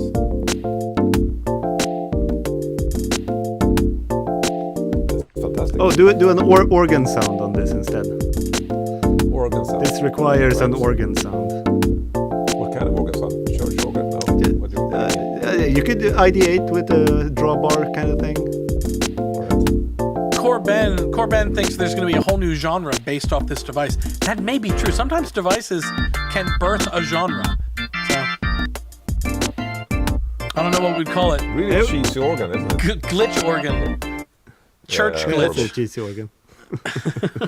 It's pretty cool though, wasn't it? Just I'm going to just throw this comment up as well. Andrew Rothman had this big aha moment with your external button, saying that now I understand why I was getting double triggers when he was messing with this last night. Right. Yes. Right. For anybody else, if you're getting these double trigger things when you're playing with CV and gates and these kind of things, turn on external trigger button, and you won't get them. Exactly. We added that pretty late actually, because we discovered that the hard way ourselves. Right. Yeah, exactly. That was like that we tried. It's like, I'm gonna modulate this, and like, right. So we added that at late stage. Anything But else on the backside we want to talk about? There's also CV outputs. Yes, and that feels pretty important. A request from people to. Oh, did I start? I didn't start the comment. There was a request to talk about the root note, and here's the. I think everybody who sees this thing goes, "Ooh, it helps me do chord progressions." Well, my other new favorite device is Bassline Generator that helps me do bass lines, and they kind of want to connect them. There's like a chocolate and peanut butter marriage there that they want to. Right. So let's start over with something. I'll do the Mattias thing that he always does. Correct me if I'm wrong, but you just this and what's next? This? No? Default Mattias patch? Yep, exactly. Yep. Something like that. There we go. There's my patch. Wow. Right, This is like when couples are together so long that they know how they sound take each other's coffee and stuff, It's like you guys know each other's Europa preset. But now I don't hear anything. Why is that? Something hear it really very, wrong. Sorry, very I just quietly. forgot to write this one. Oh, the envelope. There we go. Okay, that was me playing chords. But anyway, so just set up some basic chord. We can actually load a patch. Why not? Yeah. Just do you have any favorites, Mattias? That would Many. work well with. Yeah. That would work super well here. I'm gonna do this one. I think Ice House. Okay. Yeah, maybe it's I very- like it's- Apple progression, but I played that. Okay, let's do that. Apple progressions, you say? But that's, I was just about to say, that- but that's the one I've been using all the time, so maybe don't use that. Okay, I'm not gonna use that. It's the Epic big statement. Apple jazz. This one. Then. Very epic. It's hard to hear because you don't hear the Right. beat. Yeah. Let's The beat, go up yeah. a little bit, or something like that. Ted Clark says, "Okay, you win. I bought it." All right. So Yeah. there we have some chords going, and now we want to do something bassy to this, right? So and what we Yes. have on the backside is we have a gate out that sends out a gate for each chord. When each time a chord is played, that sends out a new gate. And we have root note CV out that basically sends out the root note of each chord. Okay. So the very easiest way to use that would be to add some synths and then just use the trusted CV gate system of Reason. See what happens. I Just don't know. both cables, yeah. Right. Plug socket this is A the way- to this is receptacle B. Reason 1.0 stuff, CV gate.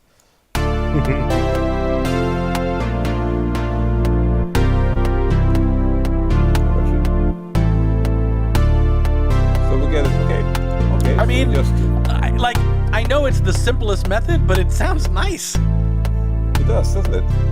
Yeah. But maybe you want to make some rhythm out of this instead. So, and here's a trick. You can use I want to use the monotone instead, I think. It's going to be good. And it's always very low, so I need to raise it a little bit in octaves. Okay, just so we hear the bass clearly here. Yep. But I want some rhythm, so I want to use the fantastic bassline generator. Okay, so now it's going to do something like this. This won't help us so much because the CV gate still goes straight into the monotone. Right. It won't affect the bassline generator. So what I want to do is I want to select these two, and then I want to combine them to put them inside the combinator. And then I want to change it so the CV goes here instead, and gate goes here. Because now I'm playing the combinator. This is like Exactly. for people that are kind of getting into the experimental side of Reason. This is like such a big tip that like oftentimes the tricks and the little, the cool advanced stuff happens when you nest devices into a combinator. So just for people that didn't know, Ludvig selected both devices, right-clicked, chose combine, and now it's the same devices, the same connection, same preset, all that stuff, but sitting inside of a combinator, and that's how he's going to now route the CV. If I turn off this, now I turned off the bassline generator. So now the CV gate will just pass straight through and play the monotone as before. So we've got Same exact those result. long notes. We can actually make them a little bit long. Right. But let's turn on the bassline generator to see what happens.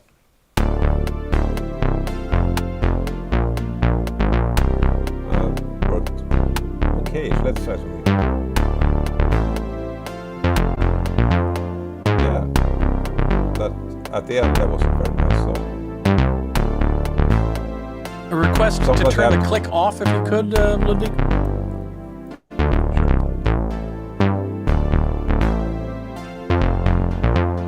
okay. That note though. That So you note. had- maybe move that. Yeah, I can actually. The thing is, I can maybe do this. Take down my note range a little bit. You can get lots of interesting results, but you probably might, especially if you have a bass line going that has a lot of movement, a lot of pitch movement up and down. Then you might want to do some tweaking, because what happens if you send it different chords all the time? That will just transpose the bass line, or you Could- might add the scales and chords to it to keep Right, it in scale, exactly. if you like. Oh, right. Let's try Yeah, of that. course. Yeah, do that. So now I'm in some kind of D minor, territory here, right? Or Is that maybe true? Because of the F. root, it says the root of the chord set's F. Yeah. But I guess they- that's relative. Okay, I got it. Yeah, Yeah. exactly. F major, D minor. So let's call it F major and see what happens. First, let's listen to what happened without it. We had this. There was some note on wonky. That one. Yeah, that. That one, right. That. That particular. So if I put the scales and chord here after this one, and I set that one to F, and I turn off the chord, so now we will just keep stuff in scale. Yep. See what happens. See if it's okay.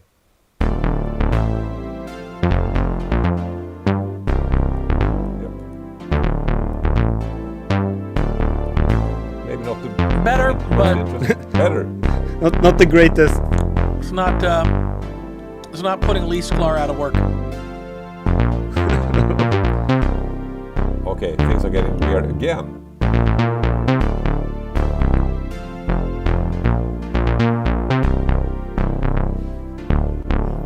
That's nice. Yeah. It kind of needs drums to happen.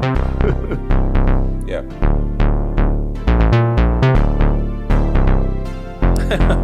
Okay. Anyway, so Yeah. I can I easily can show get you into another weird trick with that tweaks. too. Sure. You want to, Ryan, if you allow us to switch screens. Oh, for yeah, a you want to do a little Yeah. switcheroo? Yeah, sure. Absolutely. So Seth Nitty in the comments, I threw it up. He said, about to steal that chord progression. Which, do it, man. Yeah. I mean, that's why they're in there. That's why they're, it's not even Exactly. stealing. It's Yep. we're sharing. And, yeah, right. So I show you a little trick that I made when I did a demo song that also uses the CV input output. So I have this, if I just played back this little chord, it's a very funky preset. Uncle Funkle. I wonder. And I where really that's- wanted this. I know, right? And I wanted this bass line to also play this rhythm. However, like Ludde showed you before, if you just connect the CV and gate, here the root note and the gate out to the instrument, it will simply play when that plays, right? It will simply play exactly the same. So I'll mute the sequencer here and you'll hear.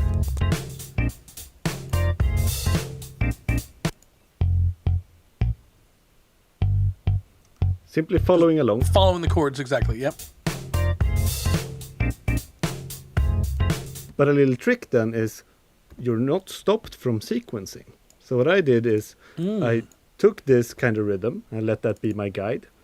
And then I went in and simply sequenced little licks in the breaks. So you could get this kind of, zoom out a little bit so you can see what's going on.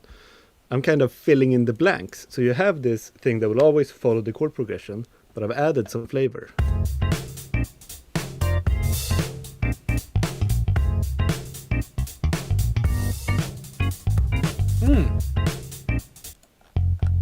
Let's just listen to this.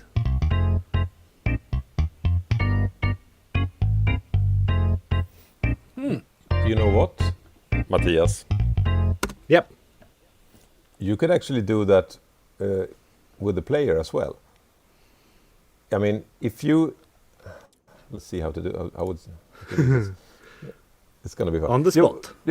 No, yeah, exactly. What you can do is that you have CV gate going right now into the combinator, right? Yep. Which is, Into the an instrument. combinator. Can you open the combinator? And Yes, sirree. Just show the rack and close the sequencer. Well, you don't need the sequencer. Okay, so it's an NXT playing there. So change it so the CV gate goes into the NXT instead. Mm-hmm. It's going to sound exactly the same, right? No difference. I sure hope so. Sure. See what happens. Yep, that's the same. Right. So, but now you also add a baseline generator. You can add it on top of the whole combi. Doesn't matter actually, or there. I'll add it here. That's fine. Right. And now the NXT will get both CV gate notes whenever there's a new chord, and we'll also get stuff from the baseline generator in between, just like your kind of licks that you played. You're gonna have to select something weird and right. I'm gonna see where I am. I'm in F. This might sound interesting. But this could exactly. sound in any And way. you probably but you want to use the variators, I would imagine, right? Right, check I that did- out. I That's probably- good. That's a good. In fact, wouldn't good you go with start. something You might- sparse? This is what I want. This is 3 people Yeah, driving. exactly. But Right? I'll try it. There we go. And set up steps to 64. See what happens.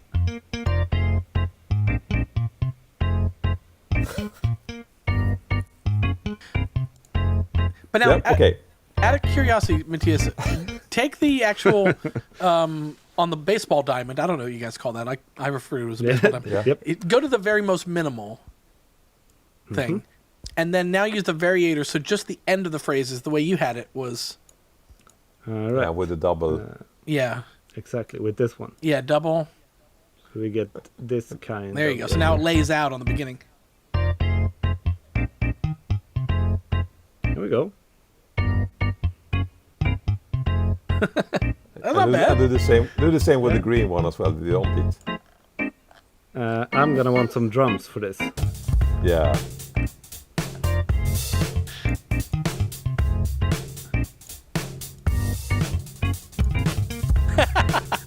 Victor Wooten. Suddenly it's Victor Wooten.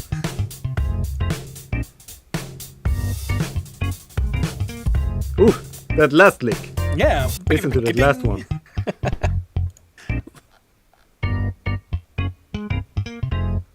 Nice. Oh, that's perfect. But that's So, just a little you trick, don't so even need to you play. kind of get the basic thing from the chord player, And so then you yeah, kind just of so add just whatever to you be need, clear, so right? what you're actually doing there is your baseline generator is not following the chord changes. It's doing licks within the key, but not Right. trying to Exactly. transpose, right? And so Exactly. Yeah, the exactly. fundamental is following the chord via CV, and then the licks are just staying within the key, but not trying to jump around with the chord. That's This Exactly, suddenly exactly. got really, really experimental and technical. That's fun. Yeah, From but nowhere. we went through the basic things, and now we get to do what we Yep. want. Right. These are the rules of the live stream. that's right.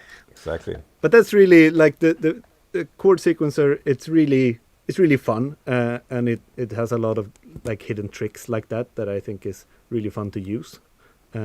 So really try that out.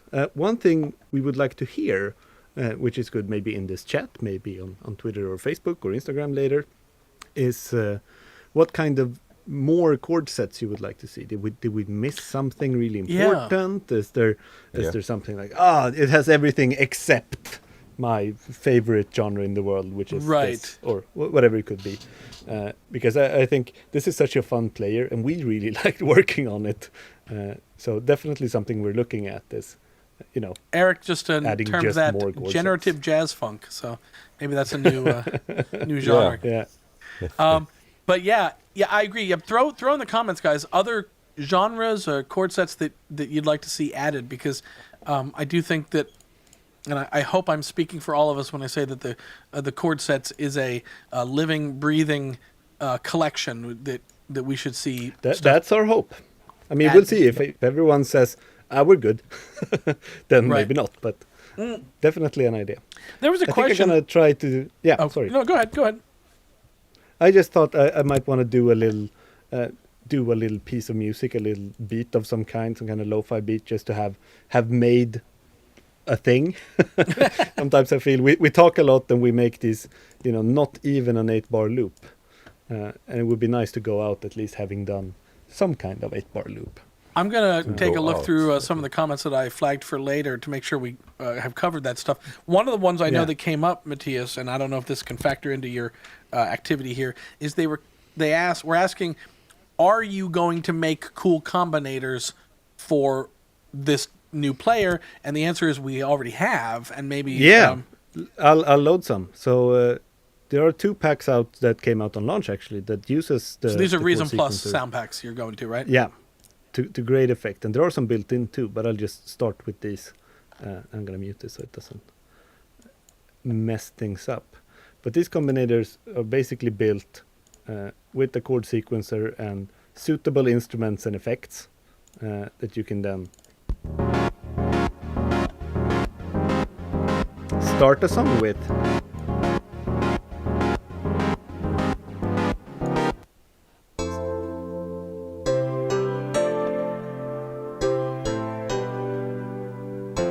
Let's get Dionne Warwick on the phone.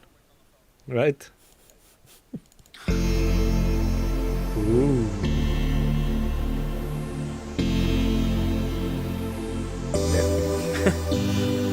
We've reached the Ludvig is doing interpretive dance part of the live stream. Yes, yes.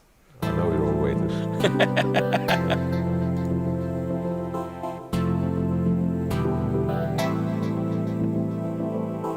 So these are really fun to use, and there are even in the actual the player itself. Especially Latin Brazilian.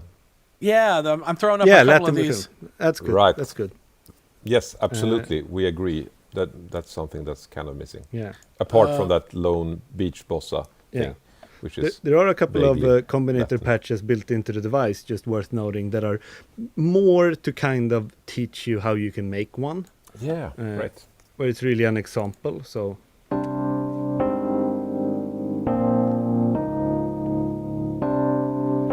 where it basically has a chord sequencer and a beat.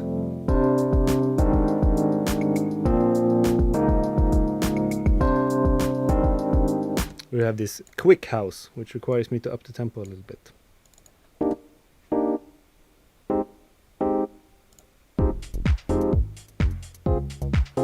And these are kind of examples of, you know, using a chord sequencer, an instrument, reed drum, bass. So they give you a bit of a starting point. Tokyo Trap is asking what sound packs you were using as well. The so sound the pack stuff I was you were using, just showing, that's built-in presets. Yeah, right? Exactly. Before I used the chord sequencer, solo and R&B, and there's also one called House and EDM.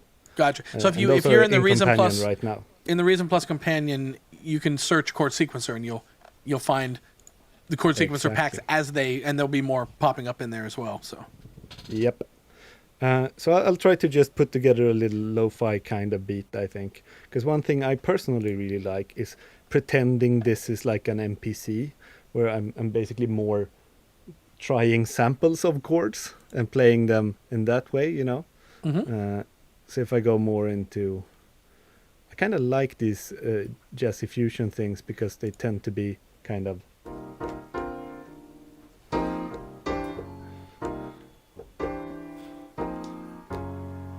That was pretty cool. Let's try this one. Oh. Oh, that was mean.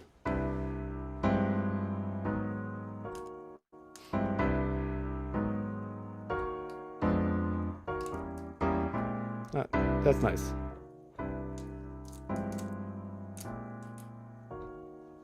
Here we go.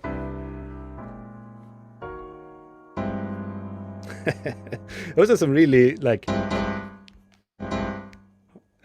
easy to play too hard. Yeah, right. So I turn off MIDI to velocity and make this a bit more.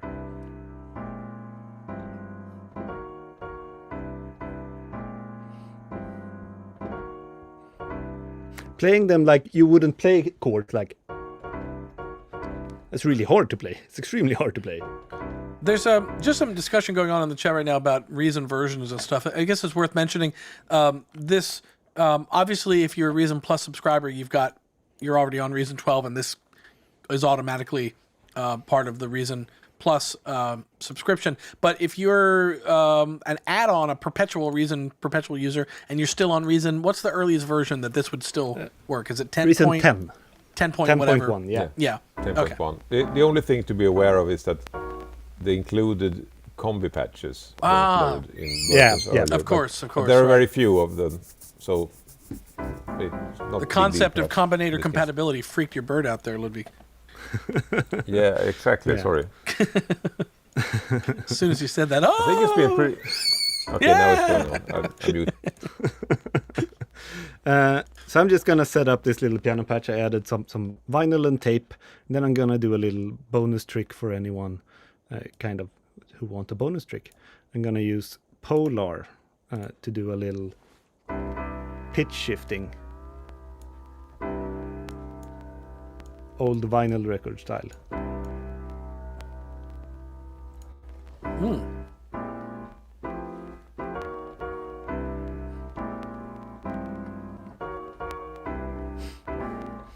And I'm just gonna record I'm probably gonna use a loop while I record actually, because it's easier to get something going with that. Let's see what I want. Simple. I want simple.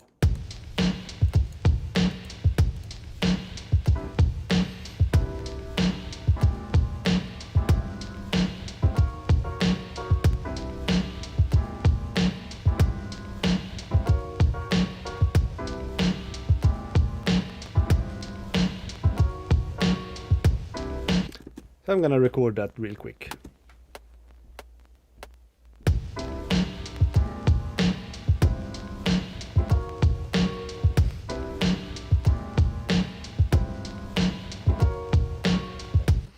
Here we have a little loop. Maybe raise that up a little bit.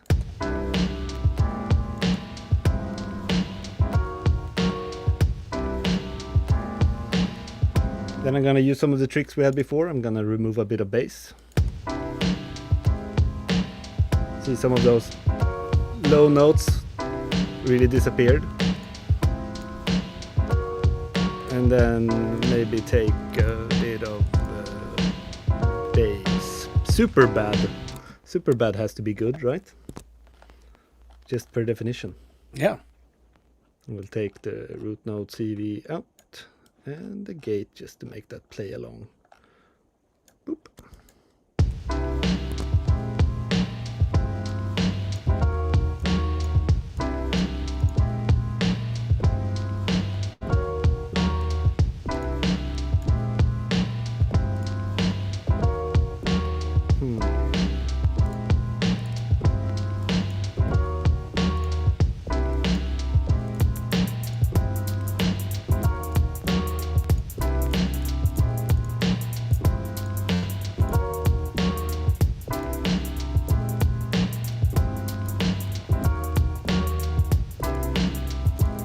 So now at least I've made something. But what I really wanted to show is kind of the fun of just playing chords like you would samples.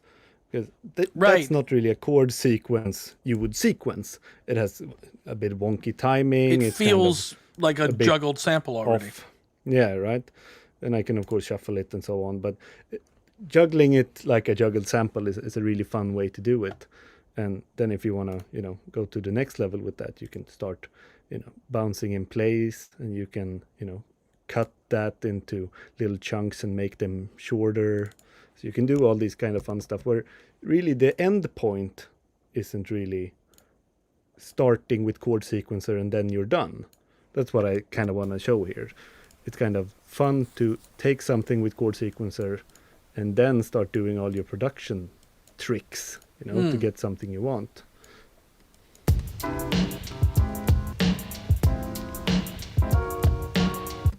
Can even let's take this. That just even that right there is such a good demonstration for people of the silence when you get into sample juggling. The negative space where you cut things short artificially is kind of what makes them feel. That's what to the listener makes you go, oh, this is audio. This is a sample being juggled. Right.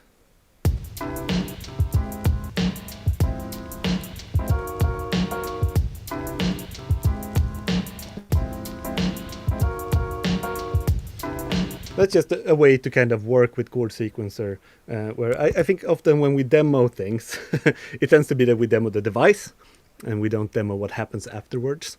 So I just wanted to do a little example of kind of how you can start in Chord Sequencer. But now you've made samples, and now I can put these samples into Kong or whatever and start playing them that way, and you get a completely different feel. So really, a key takeaway is doing that. And thank you, Rado or Rado, however you prefer. We think it's pretty damn awesome. Yeah, it's been a fan favorite inside the office for sure. Yeah, I just want to say, because it's pretty fun to go through. There is a SoundCloud list of small demo songs showing off various. Yeah, and it's on the product page and on the shop page. Right, exactly. So it's not necessarily the best chord changes in the world, but I think it's very interesting. If you know that most of them were done just like this, you just started doing stuff, and it became a song. Right. And that, right. I mean, Exactly. I think I have maybe 6 of those are mine, and a fair amount are yours, Mattias. Fair amount of mine, yeah. But there's stuff I've So- been and- enjoying, even some of the early videos that users were making. Like, I don't know if Stefanitti's still in the comments, but he made a video where he basically like loaded up the chord sequencer and just saw what happened, and he made this little R&B beat, and he's got that video. If people go out, Yeah. people search for chord sequencer on YouTube, they'll find his video pretty quickly. Yeah. Exactly that. And yeah, it's fun to Yeah, watch I that think stuff. to Ludvig's point, I think like what makes us wake up in the morning and want to do things, and what we believe, the reason the music making should be all about, is getting those things going, right? Sometimes the hardest thing is just getting going with music. Right. And that's really what we want to focus on when we do new devices. Like, how can this kind of kickstart something? Right. It's never the final kind of frontier of whatever you want to do. It's not Agree. like you bring this up and you're done.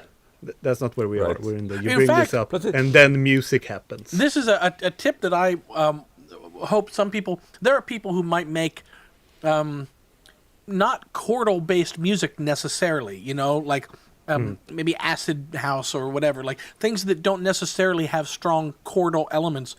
One of the things you can do with Chord Sequencer that I think is kind of interesting is lay in a chord progression, build around it, and then pull it out. And you'll have... right. You'll have the scaffolding of your chord progression without the actual sort of chordal feel of your chord progression. So I think even if you're not a chord person or you don't self-identify as a chord person, I think there's cool ways that you can use this device for sure.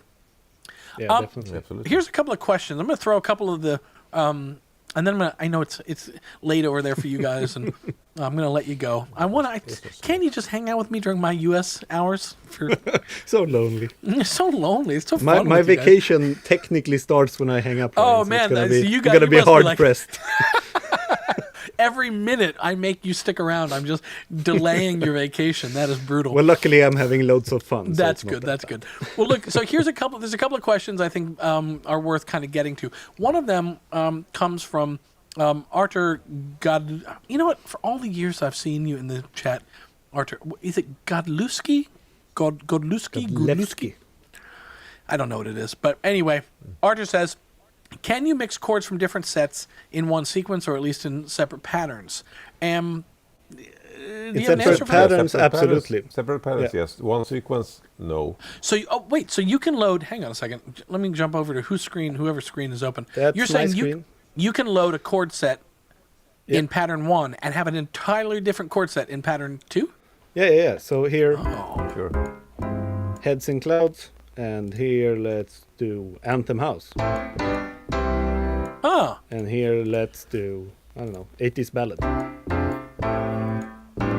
And let's change the root note here and here. So these are all independent. okay. So, the only way to his first one, you can't load them in, you can't now build one sequence that uses all of those chord sets. Yeah, right. No, No, that doesn't quite work. What That you would have can to do sort of if you automate. if you really want to make your kind of hybrid sets, like I love this chord from this one and this chord from this one. Yeah. If you set up, if you export to track, like send to track in the player, then you get the MIDI data down there, right? You get the actual chords. That brings And me to like I another showed you in question, the so- beginning, the chord sequencer records, right? So Right. you can just fill up a pad in the chord that you want with whatever MIDI data you had in the sequencer, and thus create an hybrid thing. So- It's a little bit of a workaround, but it's But you actually could you do can it. mine your old songs for chords. So if you made a bunch of songs with cool chords, Yeah. you can Yeah, record actually, those. it's strangely satisfying to do that, because I've done that during the process. You have a MIDI track in the sequencer with chords with a little bit of space between, like a beat between them, as one chord each bar. Then you set it in edit mode, and you can learn. And then Let's you actually, just, can we do that for people? Because I think this comes to another question. If someone asks, would you consider adding the feature to import MIDI to this device? And this is effectively, I mean, it's a little bit of an extra. Yeah, but I want to answer Step. that specifically, though, is that yes, we would definitely consider that, but we have to update we have to update the SDK for that to work. Okay. It's a little bit Yeah. of work before we can be in that world. But this is just to but be I think you super talked honest about, with you. if we, in fact, maybe we can answer Arthur's question while demoing this. Could we take 8 chords from one chord set and then put it on a MIDI and then learn it into another chord set? Put it on a MIDI. That was a new thing I've never heard anyone say. Put it on a MIDI. Sure. I'll quickly do this. I'm not even going on vacation. My brain needs to keep working. Yeah. I don't know what. I'll just make a very simple thing where I take 2 very different ones. I'll take Chord Heaven first. Seth says And he's these dropping a first video 8 after chords. this live. So after this live, everybody go check out Seth's channel. He's going to be dropping a new video. That's great. I'll quickly just record the chords I want. Let's say I want this first. I want these in my other chord set. Okay. So are you going into direct record now? Direct record? Oh, I could do that. You're right. I Yes, could you just can do do that. direct record.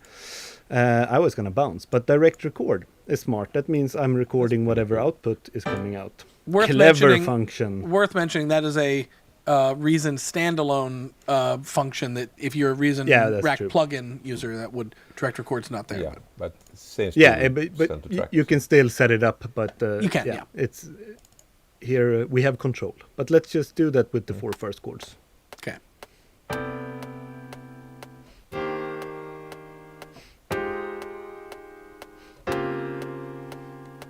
Here they are. Did you? The And first chord's one missing. didn't make it. Didn't I was catch it. too early. No! My timing's so bad. I'll do this. There you go. It's okay, this doesn't matter. The timing doesn't matter here. Yeah, timing doesn't matter. Exactly. Right. So now I have okay, these so now 4 you've got the chords. chords there in the sequencer, And right? now I go to different ones. Just to make it, this is going to be really bad, but just to make it clear, I'll go to Arena. Yeah. And then I'll add these very strange chords to these. The second top. row. Okay, cool. Yeah, the second row. So I'll just go into Edit. Yep. Now I'll have to be quick with my clicking here because I basically But play so- this back, and when a chord ends, I click the next one. You're gonna, Or you're just do them advancing one in by one. between. You're gonna let it Yeah. learn the chord, and then you're gonna advance to the next chord, and then the MIDI will play in. But it's all gonna happen in real time. Exactly. Okay, do it. Do it. I was too slow. Hey, I think you. No, direct record is still on. Oh, direct record still on. Damn it. This is fun. Here we go. Here we go. Here we go. There you go. And done. So now I have these cheesy Right. arena chords. And these other chords. Right. Which weirdly They're work not the pretty well worst. together. Yeah, they're not the worst combination.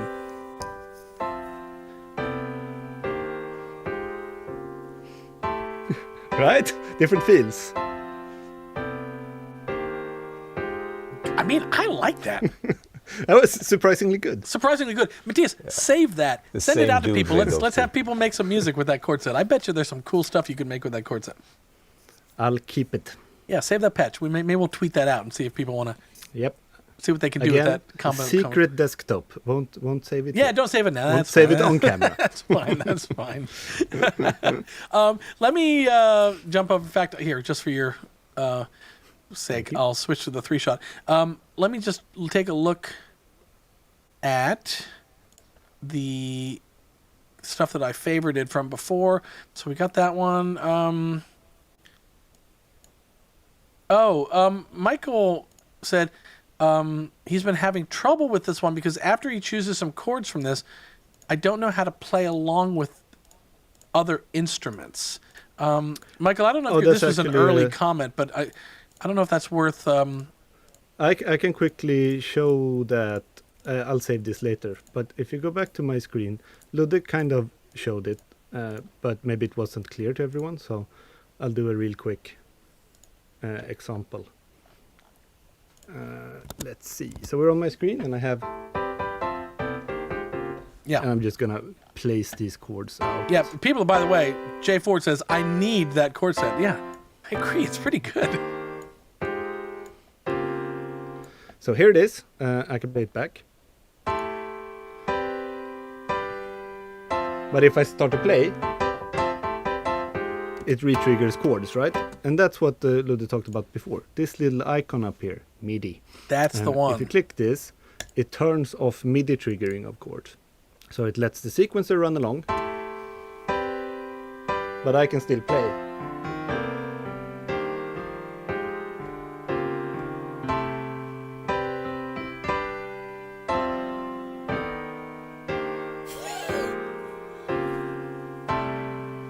Jazz Odyssey. That's right. It's gonna be one of these. Ladies and gentlemen, Mr. Derek Smalls. He wrote this. You wrote this tune. It's a tricky one Thank because you it for switches between C major.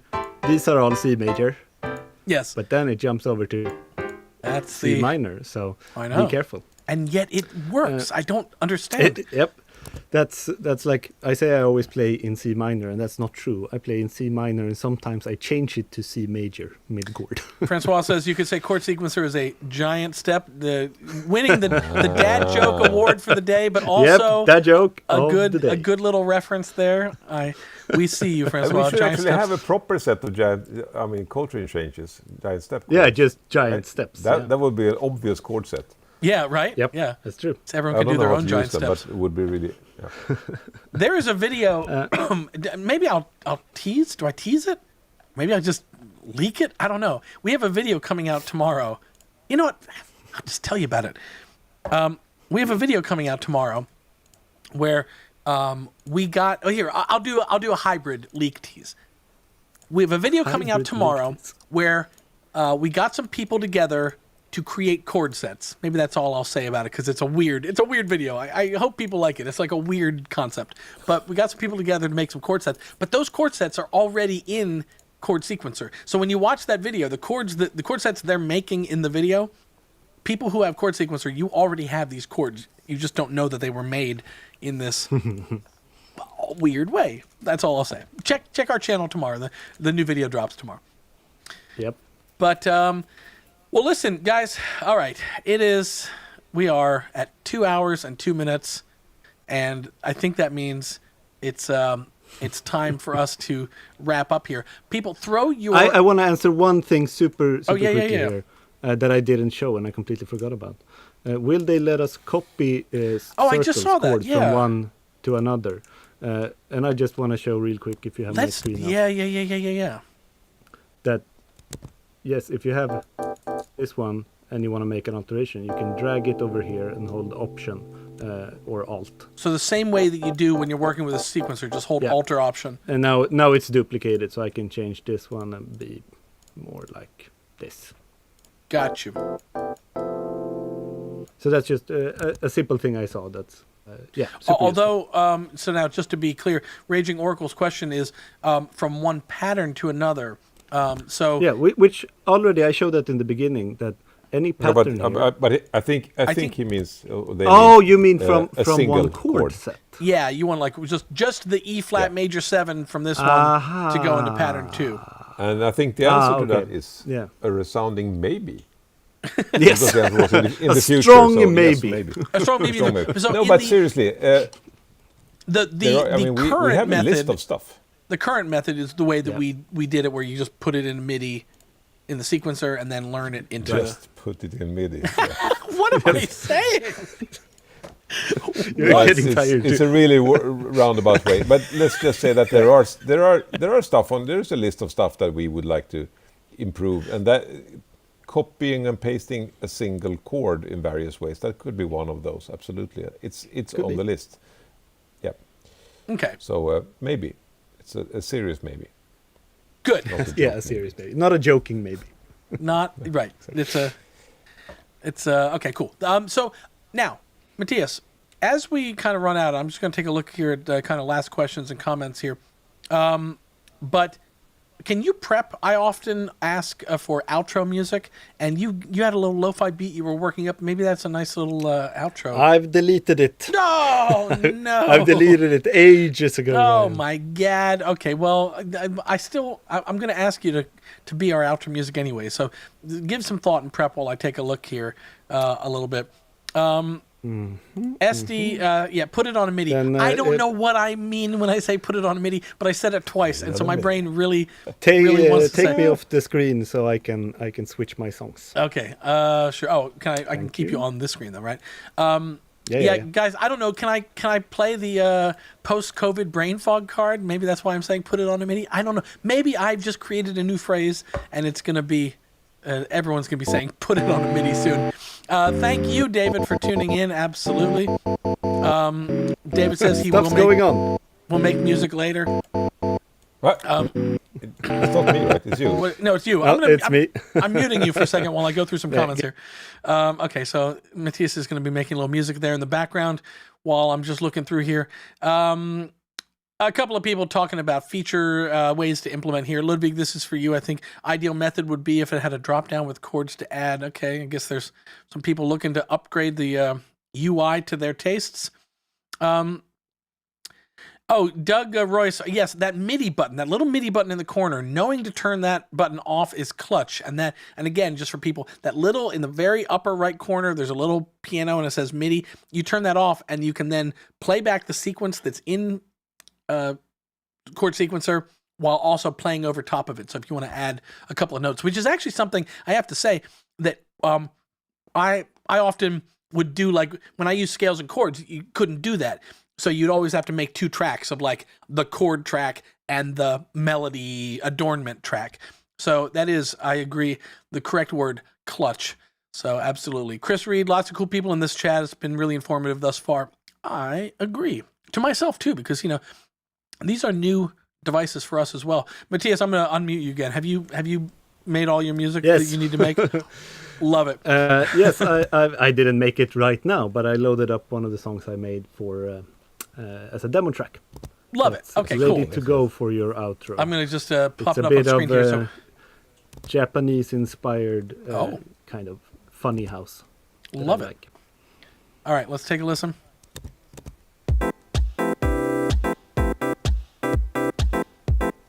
It's going to loop if I needed to, right? Yep. This is such a Mattias track. I know, right?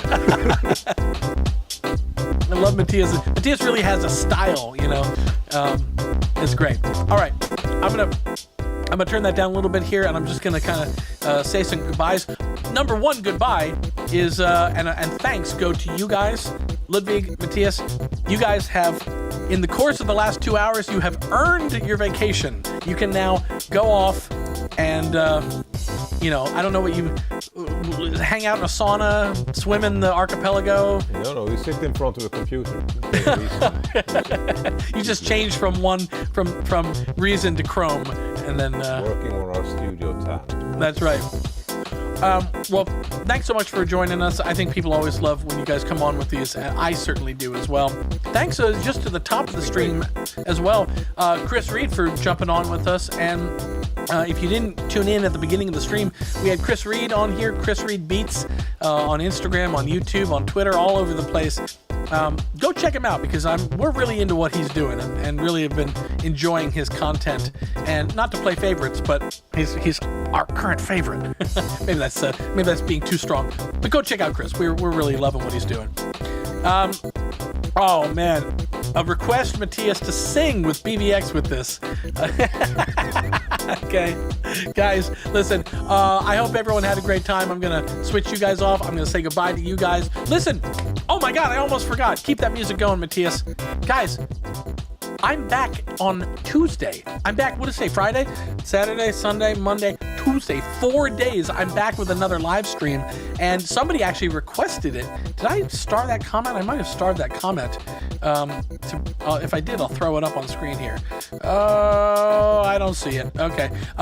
Somebody had made a comment about they want to see more with Yana Mahal. They saw the video that she put out on our channel with using Arcade and Reason, and well, I got good news for you. On Tuesday, I'm going to be doing a live stream with Yana Mahal, and we're going to talk about kind of her music and her style of production and her little background, but we're also going to talk about the Arcade and Reason Plus bundle and the way that she kind of taps into both of those for her music and inspiration and stuff. So tune in on Tuesday. After this stream is done, I'm going to create the URL for that, so you'll see that momentarily popping up. But do tune in. That's going to be Tuesday, 10 a.m.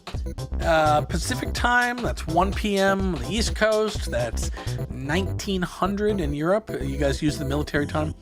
And I think that's it, guys. So Francois says, thanks for all. I agree. Good job, fellas. Well, thank you. And Digital Mozart, this song is fire. I agree. Mattias makes cool stuff. Always cool stuff.